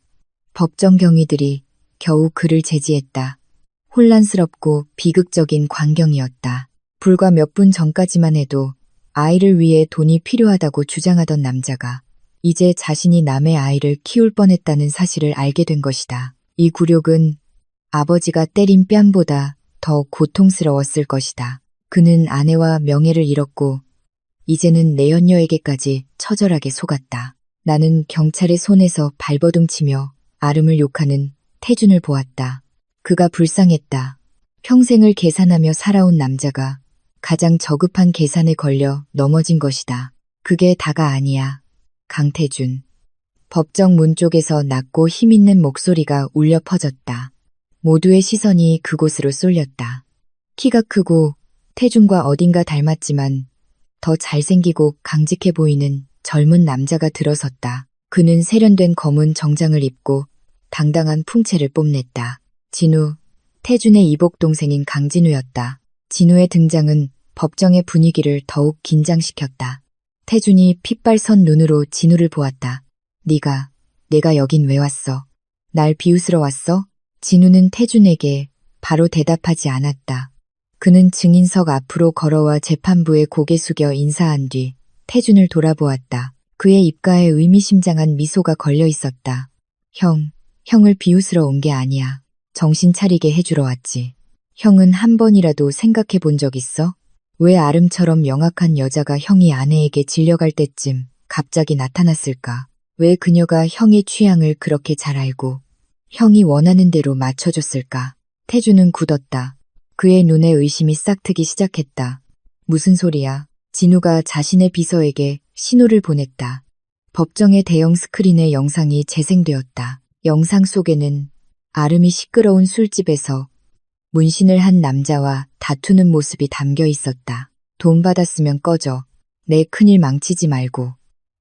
강태준 저놈이랑 이혼하고 재산 받으면 그때는 원하는 만큼 줄게. 영상 속 아름의 목소리는 태준 옆에서 애교 부리던 모습과는 달리 날카로웠다. 남자가 비웃으며 아름의 배를 툭툭 쳤다. 내 새끼나 잘 돌봐. 그 늙은이가 지가 도박 중독자 자식 키우는 거 알면 넌 끝장이야. 법정은 숨소리 하나 들리지 않았다. 추악한 진실이 적나라하게 드러났다. 아름은 얼굴을 감싸고 바닥에 주저앉아 통곡했다. 태주는 마치 벼락이라도 맞은 듯 서 있었다. 모든 것이 연극이었다. 그는 돈에 눈이 먼 여자와 그녀의 도박꾼 애인의 손에 노란한 꼭두각시에 불과했다. 그는 이들을 위해 조강지처를 버리고 아버지를 등졌으며 자신의 경력마저 망쳤다. 진우가 태준에게 다가가 두 사람만 들릴 정도로 속삭였다. 하지만 가까이 앉아있던 나도 똑똑히 들을 수 있었다. 내가 아름을 형에게 소개해줬어. 사랑하는 형. 형이 천박하고 비위 잘 맞추는 여자를 좋아하는 거 알아서 돈 주고 고용해서 접근시킨 거야. 형이 그렇게 멍청하게 그녀한테 빠져서 정신 못 차리고 심지어 아내로 맞이하려 할 줄은 몰랐지만 태준이 진우를 노려보았다. 목구멍에서 상처 입은 짐승 같은 소리가 새어나왔다. 내가 날 함정에 빠뜨렸어. 왜 나한테 그랬어? 우린 형제잖아. 형제. 진우가 크게 웃었다. 씁쓸하고 비통한 웃음이었다. 10년 전 아버지가 뇌졸중으로 쓰러져 3개월간 혼수 상태에 빠져 계셨을 때 우리 어머니는 형과 형의 어머니에게 심장수술비를 빌려달라고 저택 문 앞에서 무릎 꿇고 빌었어. 어머니는 아버지 건강에 해가 될까봐 차마 알리지 못하고 당신들에게 애원했지. 근데 당신들은 뭐라고 했어? 아버지한테는 철저히 숨기고 사람 시켜서 우리 모자를 개쫓듯 쫓아냈지. 우리를 기생충이라고 죽든 살든 상관없다고 했잖아. 어머니는 제때 치료받지 못해서 고통 속에서 돌아가셨어. 아버지는 그때까지도 아무것도 모르셨고 그때 형은 형제라는 두 글자를 기억했나? 태준의 얼굴이 흑빛으로 변했다. 과거의 어두운 기억이 밀려왔다. 그때 그와 그의 어머니 강 회장님의 본처는 강 회장님이 의식을 잃은 사이 진우 모자를 무정하게 내쫓았다. 진우는 10년간 그 한을 품고 조용히 노력하며 자신만의 사업을 일구고 오늘을 기다려왔다. 나는 어머니 묘 앞에서 맹세했어. 언젠가 어머니의 모든 것을 되찾겠다고. 그리고 오늘 난 해냈어. 형은 아내를 잃었고 가짜지만 자식도 잃었어. 직위도 명예도 잃었지. 형은 이제 아무것도 없어. 강태준. 진우는 말을 마치고 돌아서서 걸어나갔다. 법정 한가운데 완전히 무너진 태준을 남겨두고 그는 더 이상 소리치거나 욕할 힘도 없어 보였다. 그는 바닥에 주저앉아 텅 빈 눈으로 허공을 응시했다. 한 인간의 몰락은 때로 거창한 칼과 망치가 아니라 진실 하나만으로도 충분했다. 잔인할 정도로 무자비한 진실. 재판은 그 후 빠르게 끝났다. 태준의 외도와 혼인 파탄의 책임에 대한 명백한 증거들. 그리고 강 회장님의 지지에 힘입어 법원은 내 손을 들어주었다. 나는 공동재산의 50%를 분할받았고 여기에는 평창동 빌라와 강 회장님이 태준의 지분을 매각하도록 압력을 넣어 마련된 100억 원의 현금이 포함되었다. 나는 법원을 나와 서울 겨울의 차가운 공기를 깊이 들이마셨다. 자유. 마침내 나만의 하늘을 되찾았다. 더 이상 누군가의 그림자가 아니고 누군가의 눈치를 보며 살지 않아도 되었다. 진우가 법원 문 앞에서 나를 기다리고 있었다. 그는 반짝이는 검은 세단에 기대어 서 있었다. 내가 나오는 것을 보고 그는 다가와 명함 한 장을 건넸다. 승소를 축하합니다. 멋진 승리였어요. 나는 명함을 받아들고 복잡한 눈빛으로 진우를 보았다. 아름의 정체를 밝혀줘서 고마워요. 하지만 당신이 그런 건 나를 위해서가 아니라 당신의 복수를 위해서였다는 걸 알아요. 나도 당신의 복수극에 이용된 하나의 말이었을 뿐이죠. 그렇죠? 진우는 나를 보았다. 그의 눈에 잠시 놀라움이 스쳤다가 이내 존중의 빛으로 바뀌었다. 그는 부인하지 않고 솔직하게 고개를 끄덕였다. 맞아요. 나는 태준을 무너뜨리기 위해 당신의 상황을 이용했습니다.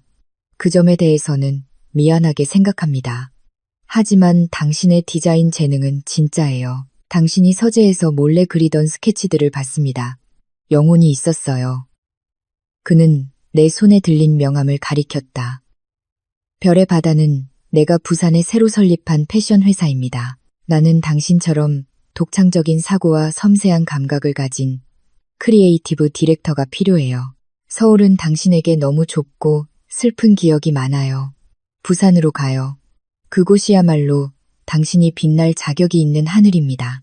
나는 명함에 금박으로 새겨진 별의 바다, 부산이라는 글자를 보았다. 부산, 빛의 도시. 대학 시절 그토록 가고 싶었지만 결혼 때문에 접어야 했던 꿈의 장소. 생각할 시간을 주세요. 물론이죠. 부산에서 기다리겠습니다. 진우는 미소를 지었다.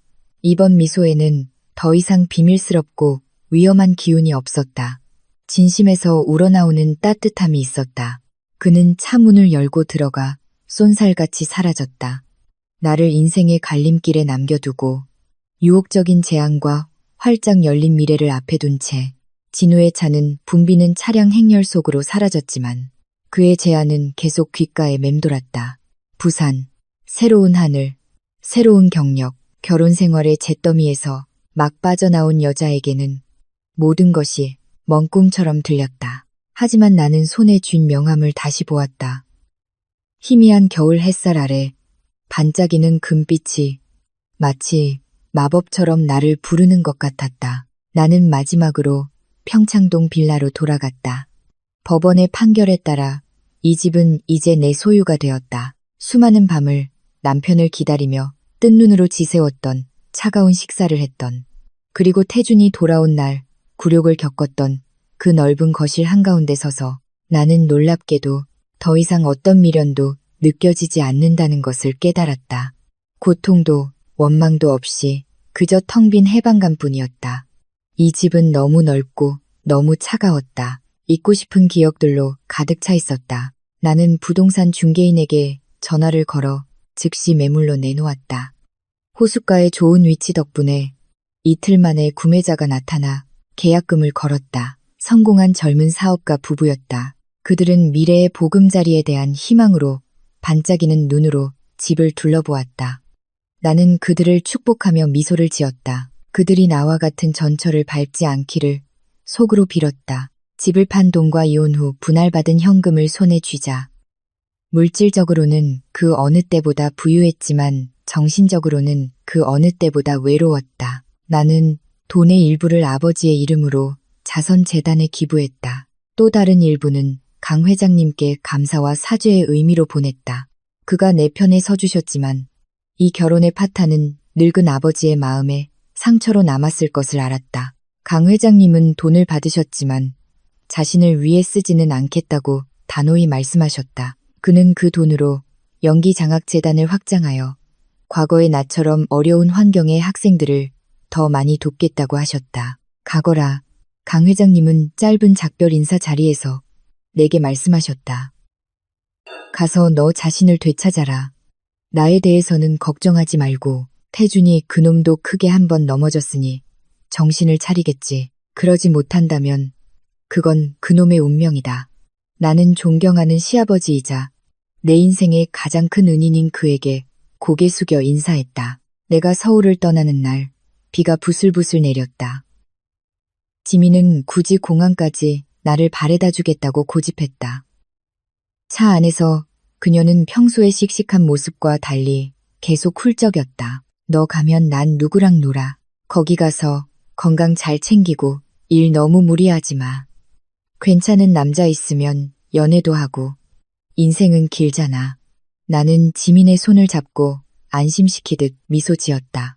알았어. 난 일하러 가는 거고 내 인생을 살러 가는 거지. 도망치는 게 아니야. 안정되면 너 초대할게.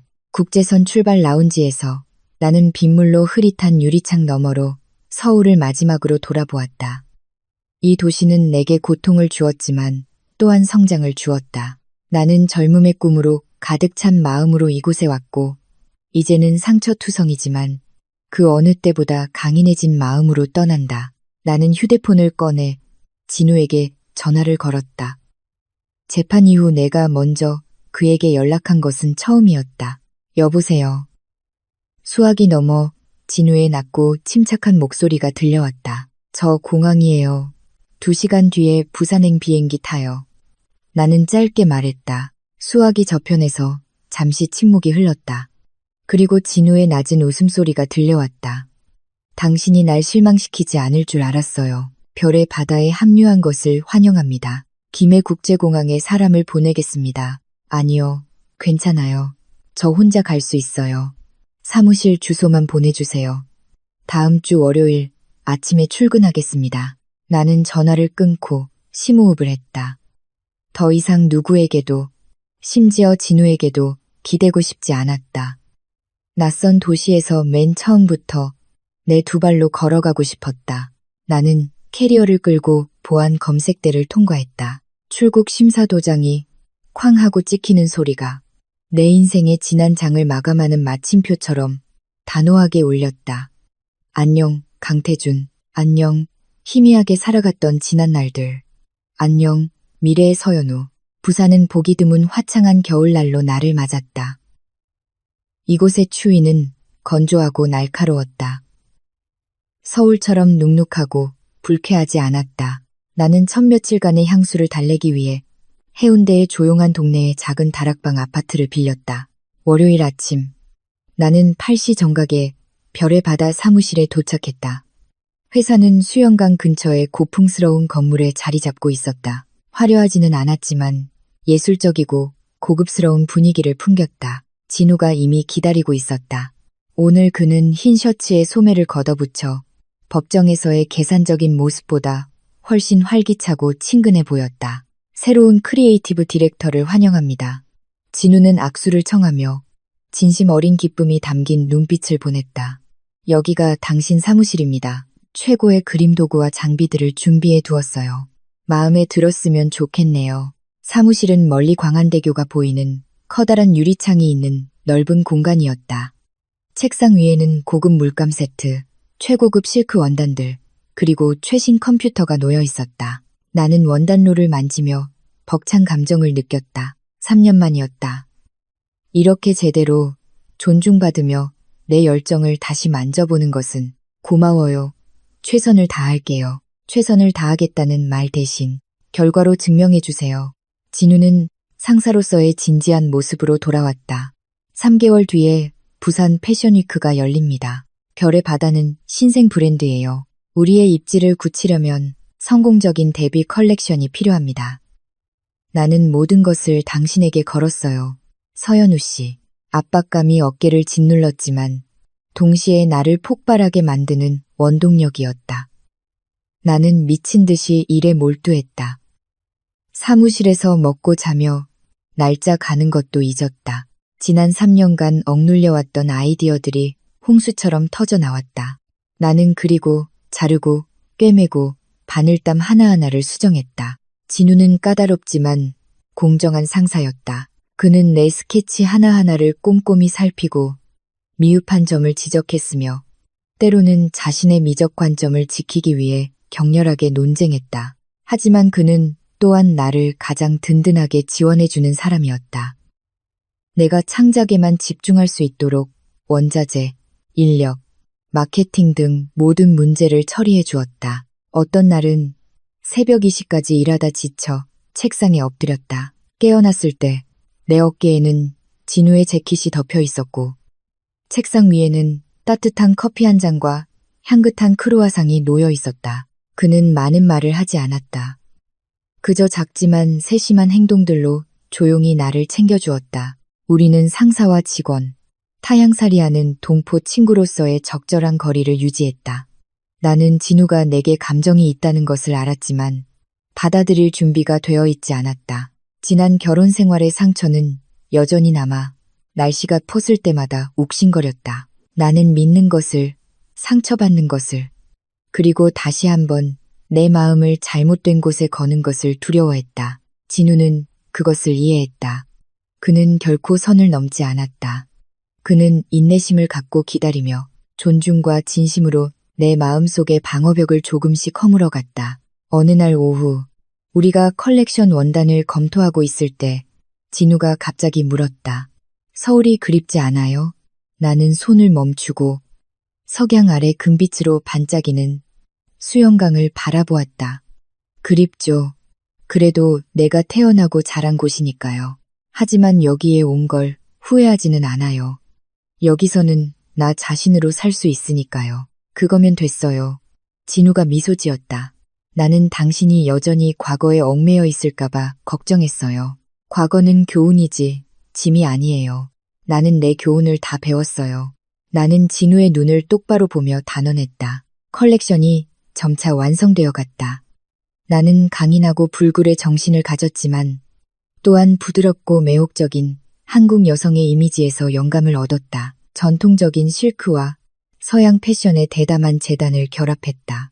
나는 컬렉션의 이름을 불사조의 재탄생이라고 지었다. 잿더미를 딛고 일어나 더 찬란하게 부활한 내 인생처럼.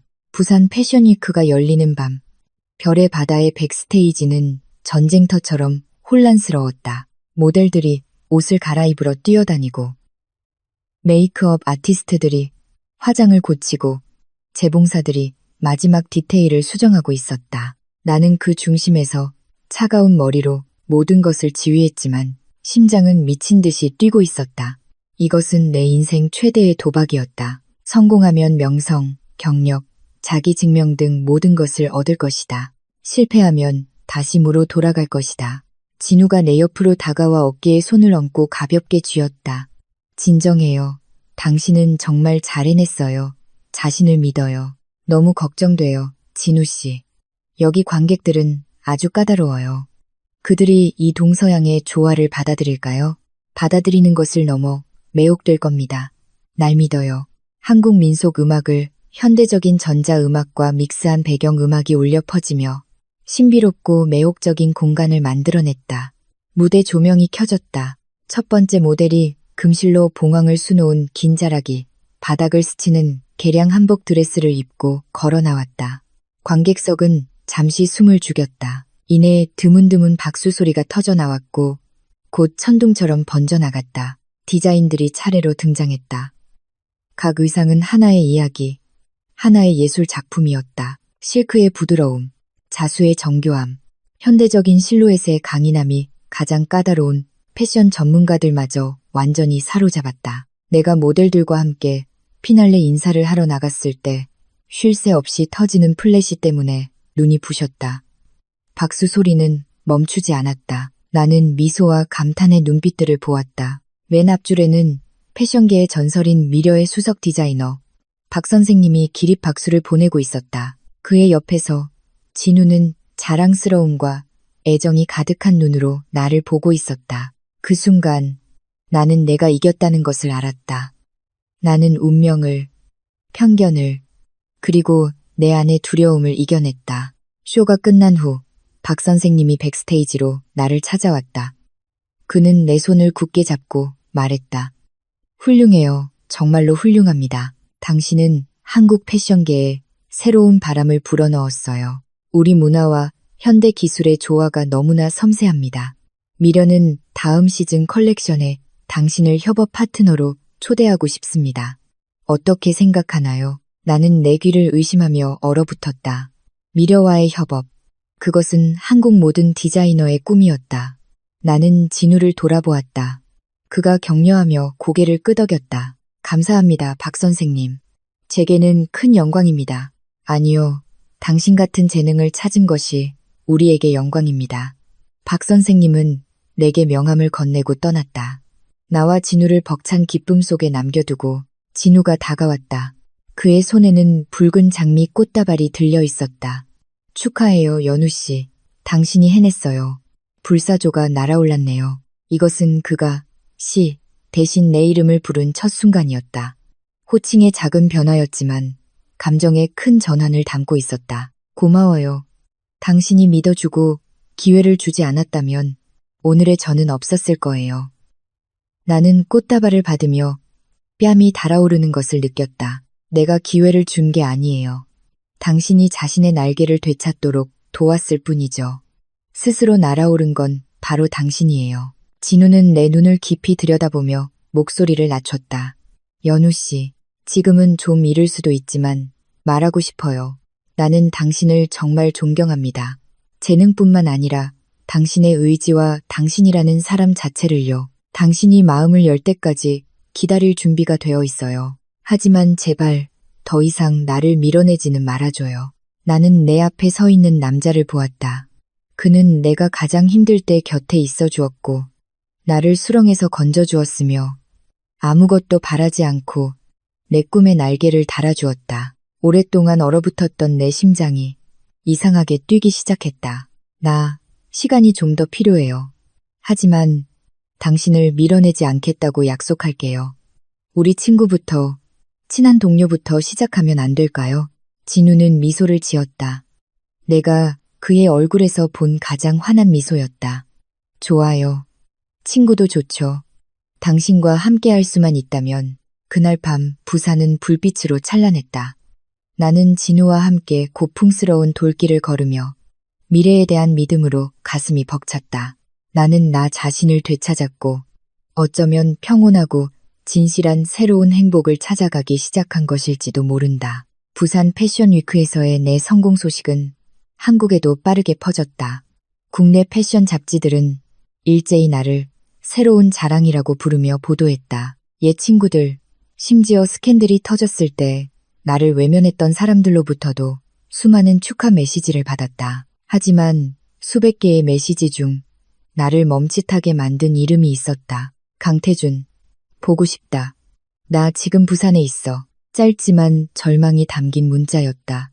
나는 답장하지 않았다. 그 사람을 다시 만나고 싶지 않았다. 과거는 잠들었다. 깨우고 싶지 않았다. 하지만 태주는 포기하지 않았다. 다음 날 오후, 내가 별의 바다 본사에서 나왔을 때 익숙한 그림자가 내 앞을 가로막았다. 태준이었다. 하지만 예전에 화려하고 세련된 태준이 아니었다. 내 앞에는 깡마르고 수염이 덥수룩하며 입고 있는 정장은 여전히 명품이었지만 낡고 구겨진 남자가 서 있었다. 그의 눈은 애텄고 피로와 불안의 잔주름이 가득했다. 연우야, 드디어 만나주는구나. 태준이 갈라진 목소리로 말했다. 그의 눈에 희미한 희망의 빛이 서렸다. 나는 한 걸음 물러서며 거리를 두었다. 회사 경호원들이 즉시 다가왔지만 나는 손짓으로 그들을 멈췄다. 여긴 어쩐 일이에요? 나는 차갑게 물었다. 태주는 나를 멍하니 쳐다보았다. 아마도 내 변화에 놀란 듯했다. 세련된 디자이너 드레스, 개성 있는 단발머리, 그리고 자신감 넘치는 태도를 가진 오늘의 나는 과거에 초라했던 아내와는 완전히 다른 사람이었다. 너한테 사과하러 왔어. 내가 잘못했어. 나 모든 걸 잃었어. 연우야. 아버지는 날 회사에서 쫓아냈고 모든 지원을 끊으셨어. 친구들은 날 외면하고 거래처도 등을 돌렸지. 나 빈털터리가 됐어. 태준이 다가와 내 손을 잡으려 했지만 나는 손을 뺐다. 그건 당신이 저지른 일에 대해 치러야 할 대가예요. 나한테 하소연할 일이 아니죠. 알아. 내가 자초한 일이야. 하지만 연우야, 네가 보고 싶었어. 내가 아직 널 많이 사랑한다는 걸 깨달았어. 혼자 지내보니까 나한테 너만큼 잘해준 사람이 없었다는 걸 절실히 느꼈어. 아름 그 여자는 그냥 돈이나 밝히는 싸구려 여자였어. 진심으로 날 사랑해준 건 너뿐이었어. 태주는 감정에 호소하기 시작했다. 그는 옛 추억들, 신혼 초의 날들을 이야기하며 내 안의 동정심을 자극하려 했다. 그는 내가 여전히 마음 약하고 쉽게 흔들리는 여자라고 생각했다. 나한테 돌아와 주면 안 될까? 우리 다시 시작하자. 내가 맹세할게. 성실하게 살고 너한테 보상할게. 아버지도 우리가 다시 합치길 바라셔. 연로하셔서 자식들이 화목하게 지내는 걸 보고 싶어 하셔. 그는 심지어 아버지를 끌어들여 나를 압박했다. 정말 비겁했다. 나는 태준을 보았다. 목구멍에서 혐오감이 치밀어 올랐다. 그는 나를 사랑하지 않았다. 그는 자기 자신만을 사랑했다. 그가 지금 나를 찾아온 것은 내가 성공했기 때문이고 나에게 기대어 재기하고 싶거나 혹은 모든 것을 잃었을 때 기댈 곳을 찾고 싶었기 때문일 뿐이다. 태준 씨, 내 눈 똑바로 봐요. 나는 단호하게 말했다. 당신을 죽도록 사랑했던 여자는 당신이 공항에 그녀를 버렸던 그날 밤에 죽었어요. 지금 당신 앞에 서 있는 사람은 미려의 파트너, 서연우지. 당신의 전처가 아니에요. 태주는 얼어붙었다. 어떻게 그렇게 잔인할 수가 있어. 그래도 우리 3년간 부부였잖아. 잔인하다고요? 당신이 그 두 단어를 말할 자격이 있어요? 내가 아플 때 당신은 잔인했고, 내가 바람 피웠다고 모함했을 때도 잔인했고, 내 은인의 명예를 더럽혔을 때도 잔인했어요. 이제 와서 실패했다고 동정을 구걸하다니. 미안하지만 내 친절은 자격 없는 사람에게는 베풀지 않아요. 나는 경호원을 향해 돌아섰다. 이분을 내보내주세요. 그리고 앞으로 이 근처에서 또 얼쩡거리면 경찰을 부르세요. 태준이 당황하며 달려와 내 발 앞에 무릎을 꿇고 내 다리를 붙잡고 울부짖었다. 연우야, 날 버리지 마. 제발, 나 이제 갈 곳이 없어. 날 좀 구해줘. 참으로 비참한 광경이었다. 한때 세상을 우습게 알던 남자가 이제는 사랑을 구걸하며 무릎을 꿇고 있었다. 나는 그를 마지막으로 보았다. 눈에는 더 이상 원망이 없었다. 그저 잘못 살아온 한 인생에 대한 연민만이 있었다. 손 놔요. 자존심은 당신에게 남은 마지막 것이에요. 그것마저 잃지 마요. 나는 다리를 빼내고 기다리고 있던 차에 똑바로 걸어 들어갔다.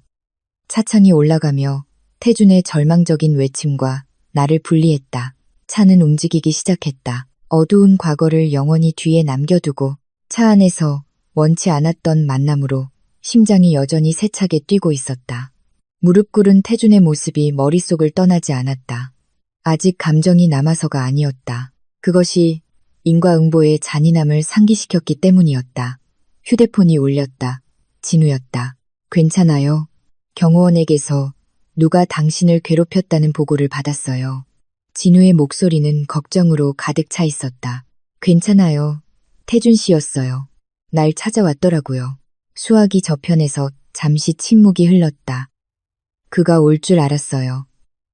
며칠 전부터 부산에서 서성거렸거든요. 당신은 괜찮아요? 괜찮아요. 다 해결했어요. 오늘 밤 내가 데리러 갈게요. 데려가고 싶은 곳이 있어요. 진우는 나를 수영강가의 작은 선착장으로 데려갔다. 관광객으로 붐비는 화려한 유람선이 아니라 작고 예쁜 보트였다. 우리는 잔잔한 수면 위를 미끄러지듯 나아가며 밤의 찬란한 부산을 감상했다. 강바람이 내 머리카락을 날렸고 차갑지만 상쾌했다. 진우는 엔진을 끄고 보트가 강한 가운데서 자유롭게 떠다니게 두었다. 그는 레드 와인 한 병과 잔 2개를 꺼냈다. 몸 좀 녹여요. 우리는 건배했다. 와인은 혀끝에서 쌉쌀했지만 뒷맛은 달콤하며 내 안의 긴장을 풀어주었다. 연우 씨. 진우가 낮고 슬픈 목소리로 입을 열었다. 그는 나를 보지 않고 검은 강물을 바라보고 있었다. 태준일, 미안해요. 그가 당신에게 접근하게 두지 말았어야 했는데 당신이 그를 막을 수는 없었을 거예요. 그리고 어차피 완전히 끝내기 위해서는 한 번은 마주해야 했어요. 진우가 나를 돌아보았다. 그의 눈에 죄책감이 서려 있었다. 오래전부터 당신에게 말하고 싶었지만 두려웠던 이야기가 있어요. 말하면 당신이 나를 미워하고 경멸할까봐. 나는 진우를 보았다. 중요한 이야기라는 직감이 들었다. 말해봐요. 듣고 있어요. 진우는 용기를 내듯 심호흡을 했다. 내가 복수를 위해 태준에게 접근했다는 건 알죠. 하지만 처음부터 당신도 내 계획의 일부였다는 건 모르죠. 심장이 쿵 내려앉았다. 진우가 내 상황을 이용했다는 것은 알았지만 처음부터 계획의 일부였다는 것은 무슨 의미일까? 나는 오랫동안 강씨 집안을 지켜봐 왔어요. 태준이 당신을 사랑해서가 아니라 순종적이고 다루기 쉬워서 방패막이로 삼기 위해 결혼했다는 걸 알았죠. 그의 바람기도 알고 있었고요. 내가 아름을 투입했을 때 다음 수는 당신을 내 편으로 끌어들이는 것이었어요. 태준의 재정 상태와 약점을 파악하기 위해 내부자가 필요했고 당신이 가장 적합한 사람이었죠. 진우는 고개를 숙였다. 그의 목소리가 메었다. 나는 당신의 고통을 이용하고 당신을 태준의 등에 칼을 꽂을 가장 날카로운 무기로 만들려 했어요. 나는 모든 것을 계산했지만 단 하나 계산하지 못한 것이 있었어요. 그게 뭔데요? 내가 떨리는 목소리로 물었다. 내 자신의 말마을 사랑하게 될 줄은 몰랐다는 거요. 진우가 고개를 들어 나를 보았다. 그의 눈이 촉촉했다. 처음 당신이 저택정원에서 외로운 표정으로 장미 화분을 돌보는 모습을 봤을 때부터 심장이 조여왔어요. 세상에 어쩌면 저렇게 어리석고 가여운 여자가 있을까 생각했죠. 그리고 당신이 태준에게 맞서 강인하게 일어섰을 때 나는 더욱 매료되었어요. 연약한 외면 뒤에 숨겨진 강인함이 나를 무너뜨렸어요. 그는 내 손을 잡았다. 그의 손은 따뜻하고 떨리고 있었다. 연우 씨, 처음 당신에게 나쁜 의도를 가졌던 것 미안해요. 간접적으로 당신에게 고통을 안겨준 것도 미안해요. 하지만 지금 당신을 향한 내 감정은 진짜예요. 이 수영강에 맹세할 수 있어요. 나는 당신이 태준의 전처라서, 재능 있는 디자이너라서 사랑하는 게 아니에요. 당신이 연우라서, 그냥 서연우라서 사랑해요. 나는 내 앞에 있는 남자를 보았다. 그의 고백은 내 마음에 칼날처럼 파고들었지만 동시에 해독제이기도 했다.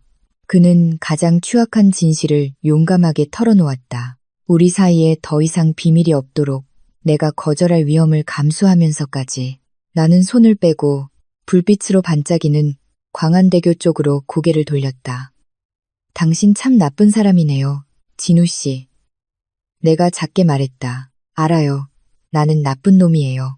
하지만 적어도 자신이 나쁘다는 건 인정할 줄 아는 놈이죠. 입으로는 사랑을 말하면서 등 뒤에서 칼을 꽂는 위선자들보다는 나아요. 나는 다시 진우를 돌아보며 가볍게 미소 지었다. 당신이 나를 말로 이용하려 했던 것에는 화가 나요. 하지만 그 덕분에 내가 그 금빛 세장에서 벗어날 수 있었으니 감사하기도 하네요. 우리 이걸로 퉁치죠. 진우는 멍하니 나를 보다가 이내 기쁨이 눈가에 번졌다. 그럼 날 용서하는 거예요? 바로 용서한다고는 안 했어요. 퉁친다고 했지. 연애는 나는 장난스럽게 말을 끊었다. 좀 더 증명해 보여야 할 거예요. 수영강에서의 고백 한 번으로는 별의 바다 크리에이티브 디렉터를 넘어오게 하기엔 부족하거든요. 진우가 큰 소리로 웃었다. 웃음소리가 강 위에 울려 퍼졌다. 그는 내 잔에 와인을 더 따랐다. 좋아요. 내 평생을 바쳐서 증명할게요. 건배. 그날 밤 우리는 과거에 대해 많이 이야기하지도 미래에 대해 허황된 약속을 하지도 않았다. 그저 현재의 평온함을 즐겼다. 상처 입었던 두 영혼이 서로의 진심을 느끼며 공감대를 찾아가고 있었다. 시간은 눈 깜짝할 사이에 흘렀다. 내가 부산에 발을 디딘 지 1년이 지났다. 내 삶은 이제 안정적인 궤도에 올랐고 다채로운 색으로 빛나고 있었다. 별의 바다와 미래와의 협업 프로젝트로 바쁜 와중에도 주말에는 국내 곳곳을 여행했다. 진우는 항상 내 곁에 든든한 동반자였다. 우리는 함께 경주의 돌담길을 걷고 제주도에서 석양을 보고 평창에서 스키를 탔다. 진우는 약속을 지켰다. 그는 서두르지도 사랑을 고백하라고 강요하지도 않았다. 그는 내 곁에서 친구처럼, 오빠처럼, 그리고 조용한 경호원처럼 머물렀다. 그는 내 사소한 습관 하나하나를 기억했다. 내가 설탕 없는 커피를 좋아한다는 것, 추위를 타서 항상 스카프를 준비해줘야 한다는 것을 알았다. 내가 환절기에 아팠을 때 진우는 모든 일을 제쳐두고 나를 간호하러 왔다. 그는 서투르게 죽을 끓이고 약을 타주고 내가 잠들 때까지 뜬 눈으로 밤을 새웠다. 소파에서 졸고 있는 그의 뒷모습을 보며 내 마음속에 이상한 따뜻함이 차올랐다. 그것은 내가 오랫동안 갈망하고 그리워했던 가족이라는 느낌이었다. 나 또한 나 자신을 더 사랑하는 법을 배우기 시작했다. 요가 수업에 등록하고 꽃꽂이를 배우고 유화를 그렸다. 행복은 누군가가 주는 것이 아니라 내 안에서 스스로 만들어내는 것임을 깨달았다. 내 영혼이 평온해지자 주변 세상도 부드러워졌다. 어느 가을 오후, 공원이 노란 잎으로 가득 찼을 때 나와 진우는 호숫가에 앉아 그림을 그리고 있었다. 연우 씨, 이 그림 어때요? 진우가 막 그린 스케치를 보여주었다. 그림 속에는 한 여자가 나무 아래서 책을 읽고 있었고 나뭇잎 사이로 비치는 햇살이 그녀의 머리카락을 비추고 있었다. 단순한 연필 스케치였지만 그 여자의 평온한 분위기와 입가의 미소가 생생하게 살아 있었다. 그건 나였다. 언제 나를 그렸어요? 언제나 내 머릿속에 당신을 그리고 있어요. 진우가 호수처럼 부드러운 눈으로 나를 보았다. 지난 1년 내가 약속을 잘 지켰나요? 충분히 인내심을 가졌나요? 나는 그림을 보고 그리고 진우를 보았다. 심장이 세차게 뛰었다. 나는 어느새 이 남자를 사랑하게 되었다는 것을 깨달았다. 그의 친절함을, 그의 끈기를, 그리고 그의 과거의 상처까지도. 나는 붓을 내려놓고 미소 지었다. 인내심은 아주 강했죠. 하지만 이제 더 이상 당신을 기다리게 하고 싶지 않네요. 진우는 자신의 귀를 믿지 못하는 듯 멈칫했다. 그 말은 이 그림에 한 사람이 빠졌다는 뜻이에요. 나는 연필을 들어 여자의 옆에 앉아 그녀의 손을 꼭 잡고 있는 남자를 그려 넣었다. 이제 완벽하네요. 진우는 그림을 보고 그리고 나를 보았다. 벅찬 행복감에 아이처럼 어쩔 줄 몰라 했다. 그는 내 손을 잡고 물감 묻은 손가락에 가볍게 입을 맞췄다. 고마워요, 연우씨. 내게 기회를 줘서. 가을바람이 불어 노란 잎들이 비처럼 흩날렸다. 낭만적인 도시 한가운데서 한때 부서졌던 두 개의 심장이 만나 하나의 온전한 박동으로 합쳐졌다. 앞으로의 길이 길다는 것을 알았지만 더 이상 두렵지 않았다. 이제 혼자 걷지 않을 것임을 알았기 때문이다. 그의 말, 지민에게서 영상 통화가 왔다. 화면 속 그녀의 얼굴은 환하게 빛났고 약지에 끼워진 반짝이는 약혼 반지를 자랑했다. 나 결혼해, 연우야. 너 꼭 와서 내 들러리 서줘야 해.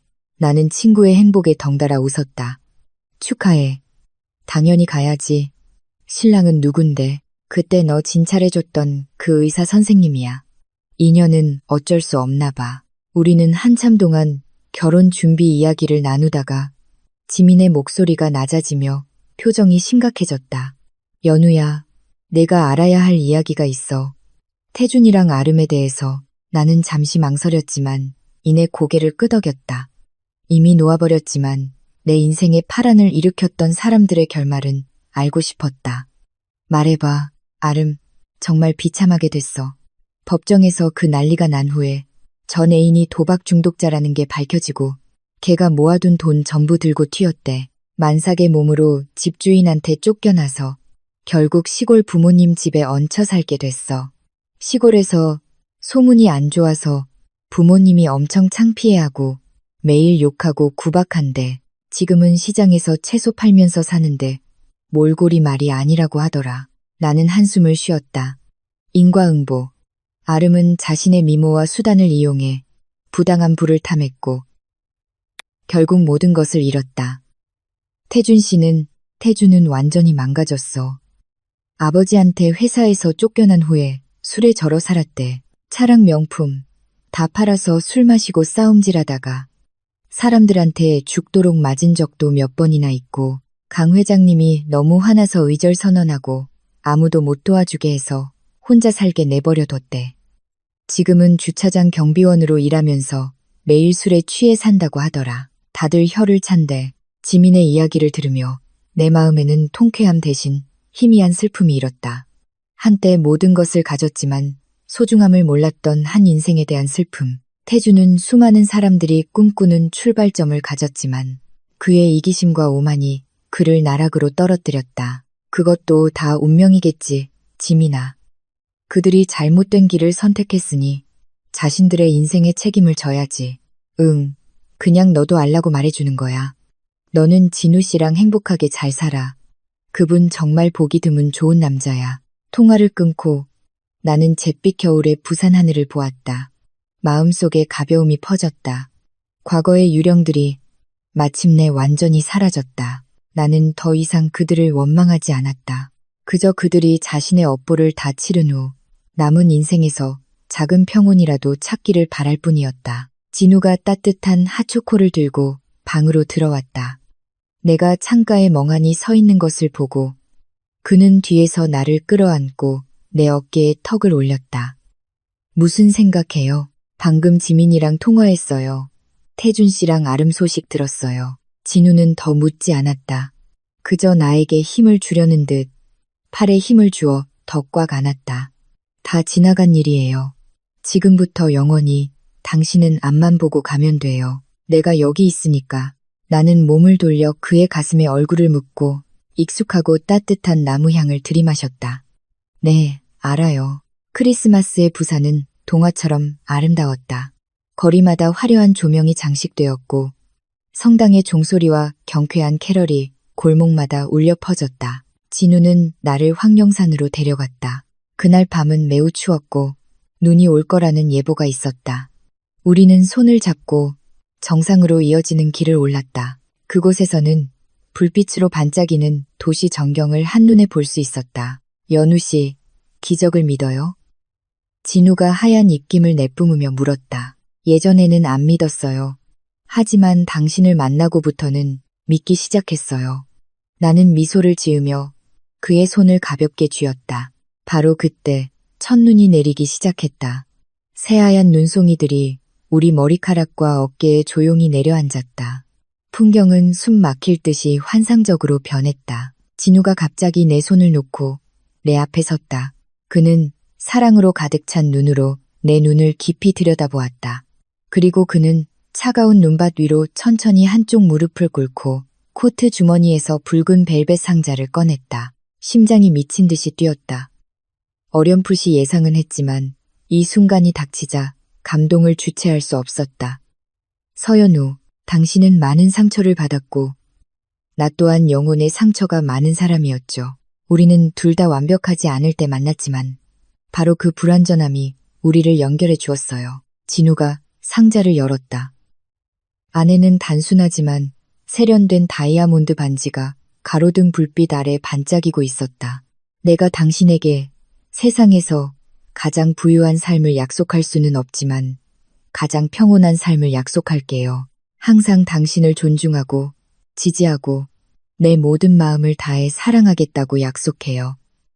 나와 결혼해 줄래요? 연우 씨. 눈물이 흘러내려 뜨겁게 뺨을 적셨다. 나는 내 앞에 무릎 꿇고 있는 남자를 보았다. 나를 인내심 있게 기다려주고 치유해주고 사랑에 대한 믿음을 되찾게 해준 사람. 네, 그럴게요. 나는 목이 메어 말했다.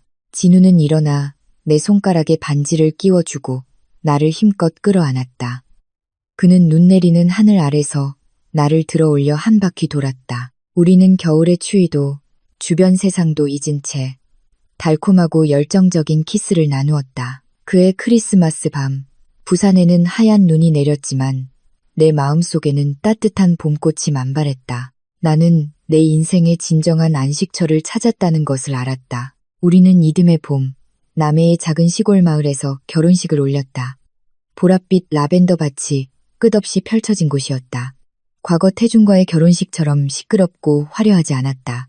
하객은 강 회장님, 남편과 함께 날아온 지민, 그리고 부산의 몇몇 가장 친한 친구들을 포함해 20명 남짓이었다. 나는 내가 직접 디자인한 웨딩드레스를 입었다. 공주처럼 부풀린 드레스가 아니라 단순하고 순수한 흰색 실크 드레스에 섬세한 손, 자수 장식이 더해진 것이었다. 진우는 세련된 크림색 정장을 입고 행복한 미소를 입에서 떼지 못했다. 강 회장님이 주례를 서주셨다.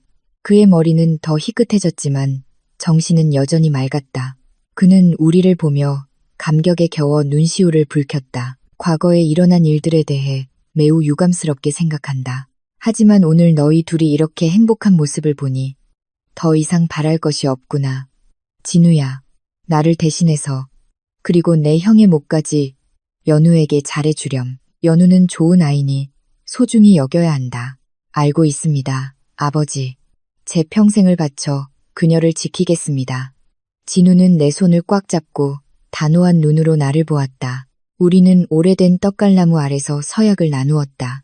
나 서연우는 강진우를 남편으로 맞이하여 모든 기쁨과 슬픔을 함께 나누고 당신의 일과 열정을 존중하며 평등하고 웃음이 가득한 가정을 함께 만들어갈 것을 맹세합니다. 나 강진우는 서연우를 아내로 맞이하여 결코 당신을 외롭게 두지 않고 항상 당신의 말을 듣고 이해하며 인생의 모든 길에서 가장 든든한 동반자가 될 것을 맹세합니다. 화려한 미사여구는 없었다. 오직 마음 깊은 곳에서 우러나오는 진심뿐이었다. 지민은 옆에서 훌쩍였고 그녀의 남편은 어깨를 다독여 주었다. 결혼 피로연은 작은 정원에서 따뜻하게 열렸다. 우리는 달빛 아래서 함께 먹고 노래하고 춤을 추었다. 하객을 맞이해야 하는 압박도 완벽한 커플을 연기해야 하는 부담도 없었다. 우리는 있는 그대로의 모습으로 사랑하는 사람들과 함께 마음껏 웃고 떠들었다. 신혼 첫날 밤, 진우는 나를 품에 안고 속삭였다. 내 곁에 와줘서 고마워. 오늘이 내 인생에서 가장 행복한 날이야. 나는 그의 가슴에 머리를 기댄 채 그의 힘찬 심장 박동을 느꼈다. 나도 그래요. 내게 진정한 가정을 만들어줘서 고마워요. 3년 후 우리의 결혼 생활은 내가 기대했던 것보다 더 평온하고 행복했다. 우리는 2명의 작은 천사, 안과 준을 맞이했다. 누나인 안은 아빠를 쏙 빼닮아 똑똑하고 차분했고 동생인 준은 엄마를 닮아 감성적이고 예술을 사랑했다. 진우는 내가 알던 가부장적인 남자들과는 달랐다. 그는 기저귀 갈기, 분유 타기부터 요리, 청소까지 어떤 집안일도 마다하지 않았다. 내가 새로운 컬렉션 준비로 바쁜 날에는 그가 기꺼이 뒤로 물러나 육아 대디 역할을 맡아주어 내가 안심하고 일할 수 있게 해주었다. 아내가 남편보다 바쁜 게 싫지 않아요? 한 번은 그가 부엌에서 아이들 이유식을 만들고 나는 디자인 스케치를 하고 있을 때 물었다. 진우가 돌아보며 웃었다. 싫기는요. 내 아내가 이렇게 재능 있는데 자랑스럽죠. 결혼은 서로 돕는 거잖아요. 잘하는 사람이 잘하는 일을 하는 거죠. 당신은 무대에서 빛나고 뒤는 내가 맡을게요. 그의 무조건적인 지지는 내 경력이 꽃피울 수 있는 원동력이었다. 별의 바다 브랜드는 부산뿐만 아니라 다른 주요 시장으로도 뻗어나가며 점점 더 성장했다. 어느 날 나는 문화체육관광부로부터 편지 한 통을 받았다.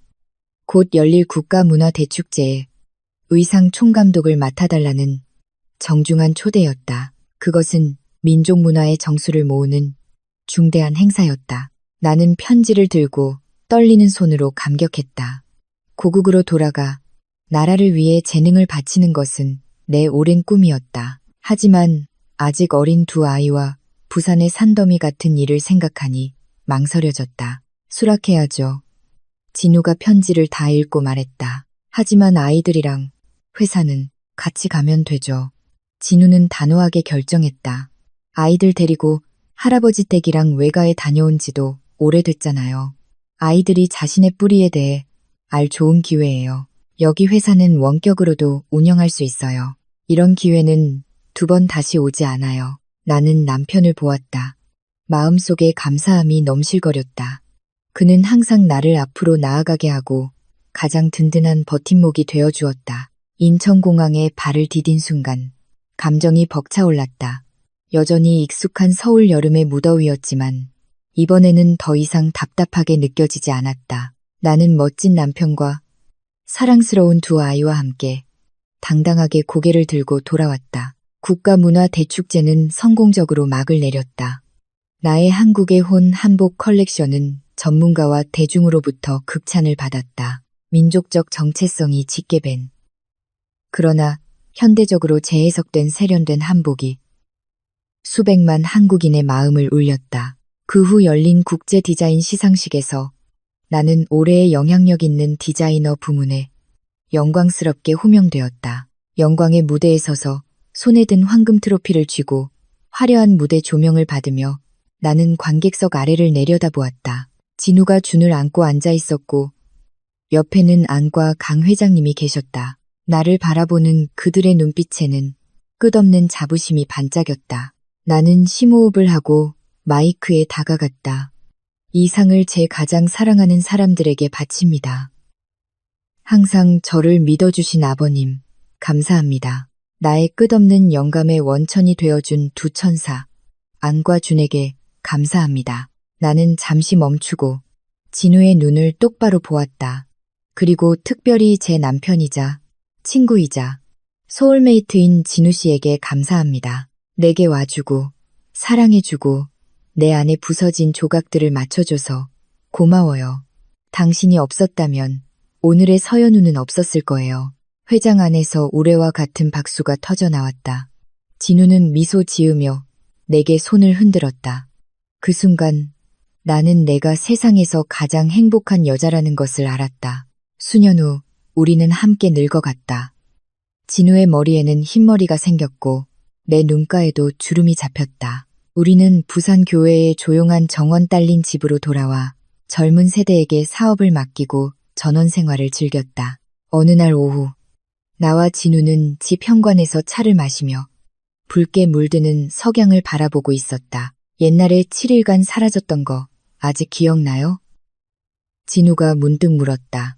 나는 따뜻한 차를 한 모금 마시며 미소 지었다. 그럼요. 어떻게 잊겠어요? 그게 내 인생의 가장 큰 전환점이었는걸요. 만약 그날 내가 휴대폰을 끄고 떠나기로 결심하지 않았다면 우리가 지금처럼 될 수 있었을까요? 아마 아니었겠죠. 나는 여전히 그 금빛 세장 속에서 시들어가는 순종적인 아내였을 거고 당신은 여전히 가문의 복수심을 품은 낯선 시동생이었겠죠. 나는 진우의 손을 잡았다. 주름졌지만 여전히 따뜻한 손이었다. 그 7일은 사라짐이 아니라 깨어남이었어요. 나는 다시 태어나기 위해 한 번 죽었던 거예요. 그리고 그 재탄생의 가장 큰 행복은 바로 당신을 찾은 것이고요. 진우는 내 손을 꽉 쥐었다. 나를 보는 그의 눈빛은 처음처럼 여전히 뜨거웠다. 내가 당신을 사랑할 수 있도록 다시 태어나줘서 고마워요.